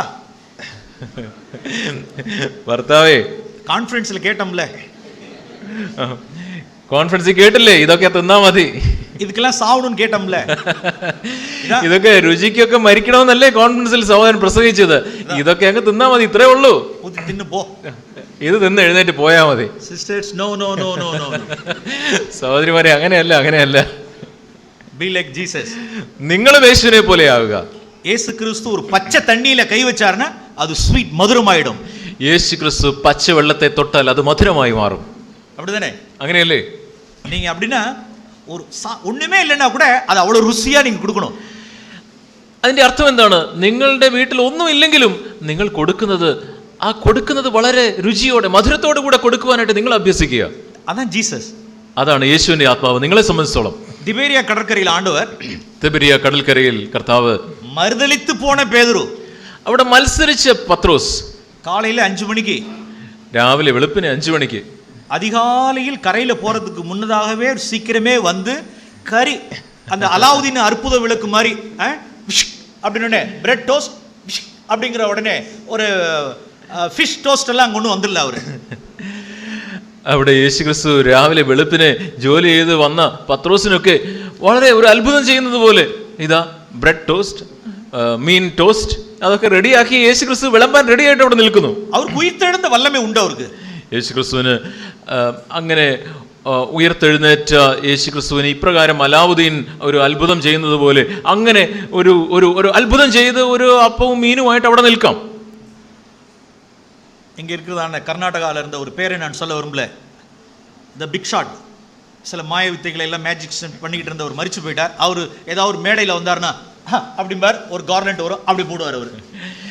കർണാടകയിൽ ജീവിച്ചിരുന്ന ഒരു വലിയ ഒരാൾ, അദ്ദേഹത്തിൻ്റെ പേര് ഞാൻ പറയുന്നില്ല, അത്ഭുതങ്ങളൊക്കെ എപ്പോഴും ചെയ്യുന്ന ആളാണ്. ഇവിടെ സ്റ്റേജിലേക്ക് വരും, സ്റ്റേജിലേക്ക് വന്നാൽ ഇങ്ങനെ കൈ വെക്കുമ്പോൾ ഒരു മാല അദ്ദേഹത്തിന്റെ കയ്യിൽ വരും, വരുന്ന ആളിന് മാല ഇട്ട് കൊടുക്കും. அப்படியெல்லாம் இயேசு கிறிஸ்து எழுந்திருக்கல. காலையில எழுந்திருச்சார், 4 மணிக்கே எழுந்திருச்சு, கறி நெருப்பு உஃபு உஃபு உஃபு ஊதி டோஸ்ட் போட்டு ஃபிஷ் ஃப்ரை பண்ணி, யாருக்கு அப்படின்னா பின்வாங்கி போன பேதுருவுக்கு.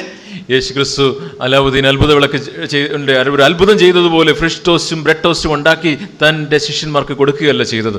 രാവിലെ 4 മണിക്ക് തന്നെ എഴുന്നേറ്റ് അവിടെ മീന് പിടിച്ച് അവിടെ ഒരു അടുപ്പുണ്ടാക്കി അടുപ്പിൽ തീ കത്തിക്കാനായിട്ട് ഊതി വെളുപ്പിനെ അവിടെ അപ്പവും മീനും യേശു ക്രിസ്തു റെഡിയാക്കി ശിഷ്യന്മാർക്ക് കൊടുത്തു.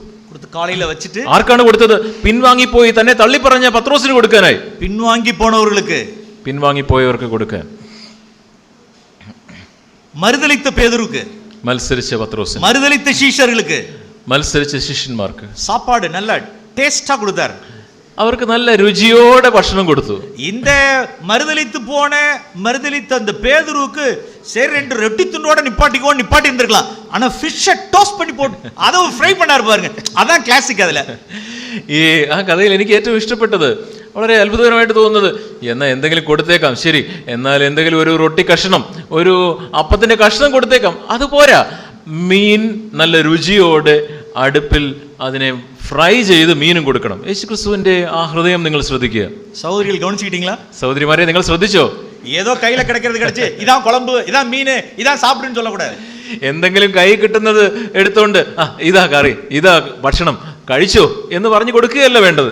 നിങ്ങൾ കൈ വെച്ചാ അത് ബ്ലെസ്സിംഗാ ഇരിക്കണം. അത് നിങ്ങൾ അവിടെ കൈ തൊട്ടാൽ അതിൽ ദൈവത്തിന്റെ ഒരു അനുഗ്രഹം. അതുകൊണ്ട് ഇതിനിടയിൽ ഒരു സന്തുലനമായ കാര്യം തന്നെയാണ് ഞാൻ പറയുന്നത്. நான் கடைசியா ஒரு காரியத்தை சொல்லி நான் முடிக்க விரும்புகிறேன். അവസാനമായി ഒരു കാര്യം കൂടെ പറഞ്ഞ് ഞാൻ എൻ്റെ വാക്കുകളെ ചുരുക്കട്ടെ. ஒரு 12 வருஷத்துக்கு முன்னால என் வாழ்க்கையில ஒரு சம்பவம் நடந்தது. 12 വർഷങ്ങൾക്ക് മുമ്പ് എൻ്റെ ജീവിതത്തിൽ ഒരു സംഭവം നടന്നു. 12 வருஷத்துக்கு முன்னால ஒரு நாள் ராத்திரி நான் மறக்கவே மாட்டேன். ആ 12 വർഷങ്ങൾക്ക് മുമ്പ് ഉണ്ടായ ആ രാത്രി എനിക്ക് മറക്കുവാൻ കഴിയുകയില്ല.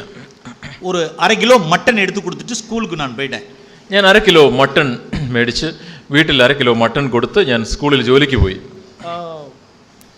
சாயந்தரம் நான் வீட்டுக்கு வராதபடிக்கு அப்படியே என்னுடைய பள்ளியிலிருந்து ஒரு வில்லேஜுக்காக ஒரு மினிஸ்ட்ரிக்கு போயிட்டேன்.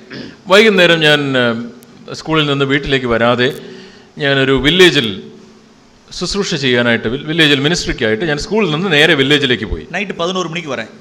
രാത്രി 11 മണിക്കാണ് ഞാൻ വീട്ടിലെത്തിയത്. அந்த வீட்டில் அவங்க என்ன சொல்கிறாங்கன்னா, அந்த வீட்டில் அந்த கிராமத்துக்கு போன இடத்துல சாப்பிட்டு போங்க அப்படின்னாங்க. ഞാൻ ശുശ്രൂഷയ്ക്കായിട്ട് പോയ ആ ഗ്രാമത്തിൽ, ആ വീട്ടിൽ അവരെന്നോട് പറഞ്ഞു, സഹോദര ഭക്ഷിച്ചിട്ട് പോകണം എന്ന് പറഞ്ഞ് എന്നെ നിർബന്ധിച്ചു. ഞാൻ കാലയിൽ എന്നെ എടുത്തു കൊടുത്തിട്ട് വന്നിരിക്കാൻ அப்படின்னா, ഞാൻ വീട്ടിൽ എന്താണ് രാവിലെ വാങ്ങി കൊടുത്തിട്ട് പോയത്? മട്ടൻ എടുത്തു കൊടുത്തിട്ട് വന്നിരിക്കാൻ. ഞാൻ നല്ല മട്ടൻ വാങ്ങി വീട്ടിൽ കൊടുത്തിട്ടുണ്ട് കറി വയ്ക്കാൻ. சிஸ்டர் வேண்டாம் ப்ளீஸ், பிரதர் வேண்டாம், நான் வீட்டில் எனக்கு மட்டன் இருக்கு, நான் எடுத்து கொடுத்துட்டு வந்தேன் அப்படின்ட்டு நான் இருக்கேன். நான் சாப்பிடலங்க. ഞാൻ അവിടെ നിന്ന് ഭക്ഷണം കഴിക്കാതെ ഞാൻ വീട്ടിൽ എനിക്ക് വേണ്ടി അവർ ഒരുക്കുന്നുണ്ട് ഭക്ഷണം. ഞാൻ രാവിലെ മേടിച്ച് കൊടുത്തിട്ടാണ്, മട്ടനൊക്കെ മേടിച്ച് കൊടുത്തിട്ടുണ്ടോ, ഞാൻ വീട്ടിൽ പോയി കഴിച്ചോളാമെന്ന്. ഞാൻ വീട്ടിൽ 11 മണിക്ക് வந்து உட்கார்ந்து சாப்பிடுறது உட்காரேன்.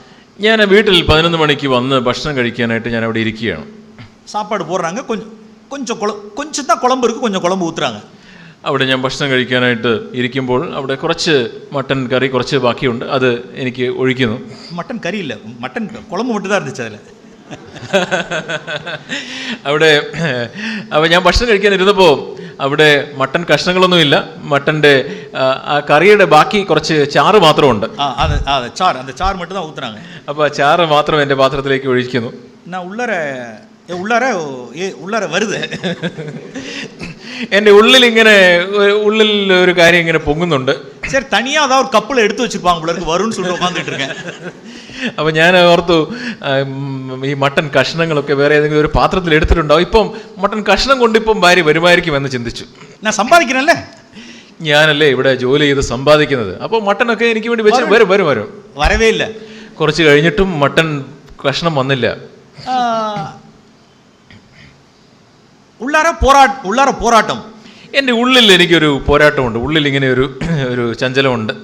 അടക്കി വെച്ചിട്ട് ഞാൻ അതെല്ലാം ഇങ്ങനെ ഉള്ളിലുണ്ടായിരുന്ന എൻ്റെ ഈ പോരാട്ടത്തെ ഞാൻ അടക്കി ഉള്ളിൽ തന്നെ വെച്ചു.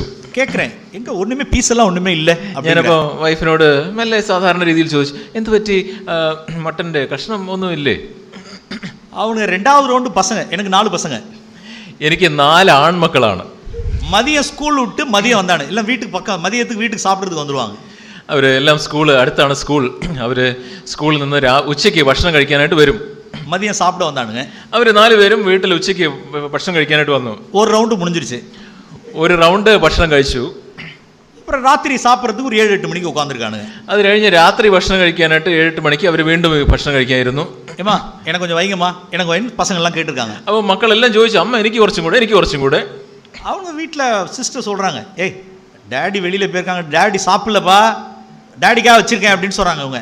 അപ്പോൾ എൻ്റെ വൈഫ് പറഞ്ഞു, മോനെ എടാ പിള്ളേരെ, അപ്പ പോയിരിക്കുകയല്ലേ, അവിടെ മിനിസ്ട്രി കഴിഞ്ഞ് വരും, രാത്രി വരും, ഇത് കുറച്ച് അപ്പയ്ക്ക് വേണ്ടി വെച്ചിരിക്കുക, മാറ്റി വെച്ചിരിക്കുക. അതിൽ ഒരുത്തൻ சொல்றான், അതിൽ ഒരു മകൻ പറയുന്നു, ഡാഡിക്ക് ഇതെല്ലാം കാര്യമേ ഇല്ലമ്മാ. മോൻ പറയുന്നു, അമ്മയ്ക്ക് അറിയില്ലേ, ഡാഡിക്ക് ഈ മട്ടൺ അതൊന്നും ഡാഡിക്ക് വലിയ കാര്യമൊന്നുമല്ല. அம்மா குழம்பு இருந்தாலும் சரி, கறி இல்லைனாலும் பரவாயில்ல, எங்களுக்கு வைங்கம்மா, டாடிக்கு ஒரு காரியம் இல்லைன்னு அவன் சொல்லிட்டான், ஆனா எனக்கு காரியம் இன்னும் இருக்கு. മോൻ പറഞ്ഞു, ഡാഡിക്ക് ഈ മട്ടൺ കഷ്ണവും അതൊന്നും ഇല്ലെങ്കിലും ഡാഡിക്ക് കുഴപ്പമൊന്നുമില്ല എന്ന് മോൻ പറഞ്ഞെങ്കിലും ഡാഡിയുടെ ഹൃദയത്തിൽ നിന്ന് മുഴുവൻ പോയിട്ടുണ്ടായിരുന്നില്ല. എനിക്ക് ഇങ്ങ കൊതിക്കുതിങ്ക, എനിക്ക് എന്റെ ഉള്ളിൽ ഇപ്പോഴും മട്ടന്റെ കൊതിയുണ്ട്. ஏடா ஒரு புருஷன் சம்பாதிக்கிறேன், வாங்கி கொடுத்துட்டு எங்கேயுமே சாப்பிடாம உட்காந்து இருக்குன்னு பார்த்து வந்தா இப்படி வெறும் குழம்ப ஊத்துறீங்களேன்னு உள்ளார வருது. എനിക്കിവിടെ വന്ന്, ഞാൻ ഇവിടുത്തെ ഭർത്താവ്, ജോലി ചെയ്യുന്ന ആള്, ജോലി ചെയ്ത് സമ്പാദിച്ച് ഞാൻ ഇവിടെ ശുശ്രൂഷയും കഴിഞ്ഞ് വരുമ്പോ എനിക്ക് മട്ടൺ ഇല്ലേ എന്നുള്ളൊരു വിഷമം എന്റെ ഉള്ളിലുണ്ട്. ആണോ എന്നെ കുറിച്ച് അവൾ നല്ല ഹൈയാ തിങ്ക് பண்ணிருக்கானுங்க അവനെ. പക്ഷെ മക്കളൊക്കെ എന്നെ കുറിച്ച് ഭയങ്കര ഉന്നതമായിട്ടാ ചിന്തിക്കുന്നത്. ഞാൻ എവളെ കേവലമാ ഇരുന്നിരിക്കேன்னு അന്നേക്ക് മണം திரும்பினதுதான். ഞാൻ എൻ്റെ ഹൃദയത്തിൻ്റെ യഥാർത്ഥ അവസ്ഥ അന്ന് രാത്രി മനസ്സിലാക്കി. അന്ന് ഞാൻ അനുദപിക്കുകയും മാനസാന്തരപ്പെടുകയും ചെയ്തു. അന്നേക്ക് എനിക്ക് ரொம்ப ഷേമാ ഇരുന്നത്. എനിക്ക് തന്നെ എൻ്റെ ഈ മനോഭാവത്തെക്കുറിച്ച് ചിന്തിച്ചപ്പോൾ എനിക്ക് വളരെ ലജ്ജ തോന്നി. പ്രിയമാனவர்களே, നമുക്ക് സാപ്പാട്, തൂക്കം, റെസ്റ്റ് ഇതെല്ലാം നമ്മുടെ പാതയിലെ ട്രാക്കിൽ നമ്മൾ എടുത്തിട വേണ്ട. പ്രിയ സഹോദരന്മാരെ, നമ്മുടെ ഭക്ഷണം, ഉറക്കം, വിശ്രമം ഇതെല്ലാം നമ്മുടെ ക്രിസ്തീയ ജീവിതത്തിന്റെ ഓട്ടത്തിൽ നമ്മെ താഴോട്ട് വലിക്കുവാനായിട്ട് നാം അനുവദിക്കരുത്. യേശുക്രിസ്തുവിന്റെ வாழ்க்கைയിൽ ഇവകൾ ജീവനല്ല. യേശുക്രിസ്തുവിന്റെ ജീവിതത്തിൽ, യേശുക്രിസ്തുവിന്റെ യാത്രയിൽ ഈ കാര്യങ്ങളായിരുന്നില്ല അവന്റെ ജീവൻ. അതെല്ലാം അവരുടെ ഭാരமான കാര്യങ്ങളായിരുന്നതല്ല. ഈ കാര്യങ്ങളൊന്നും യേശുക്രിസ്തുവിന് ഭാരമുള്ള കാര്യങ്ങളായിരുന്നില്ല. അവകളെല്ലാം ഉദറി തള്ളിനാർ. അതിനെല്ലാം തള്ളി നീക്കി യേശുക്രിസ്തു തന്റെ ഓട്ടം പൂർത്തിയാക്കി. അവരെ നോക്കി പാർത്ത് അവരുടെ അടിച്ചുവടുകളെ നാം പിൻപറ്റുவோம். യേശുക്രിസ്തുവിനെ നോക്കി നമുക്കും നമ്മുടെ ഓട്ടത്തെ ഓടാം. നാം കർത്തൃക്ക് സിദ്ധമാണെങ്കിൽ അവരുടെ வாழ்க்கையிலிருந்து നാം തുടർന്ന് നാം ധ്യാനിക്കണം. ദൈവഹിതമാണെങ്കിൽ ഈ യേശുക്രിസ്തുവിന്റെ ജീവിതത്തെക്കുറിച്ച് നാം നാളെ വീണ്ടും തുടർന്ന് നാം ചിന്തിക്കും, ധ്യാനിക്കും.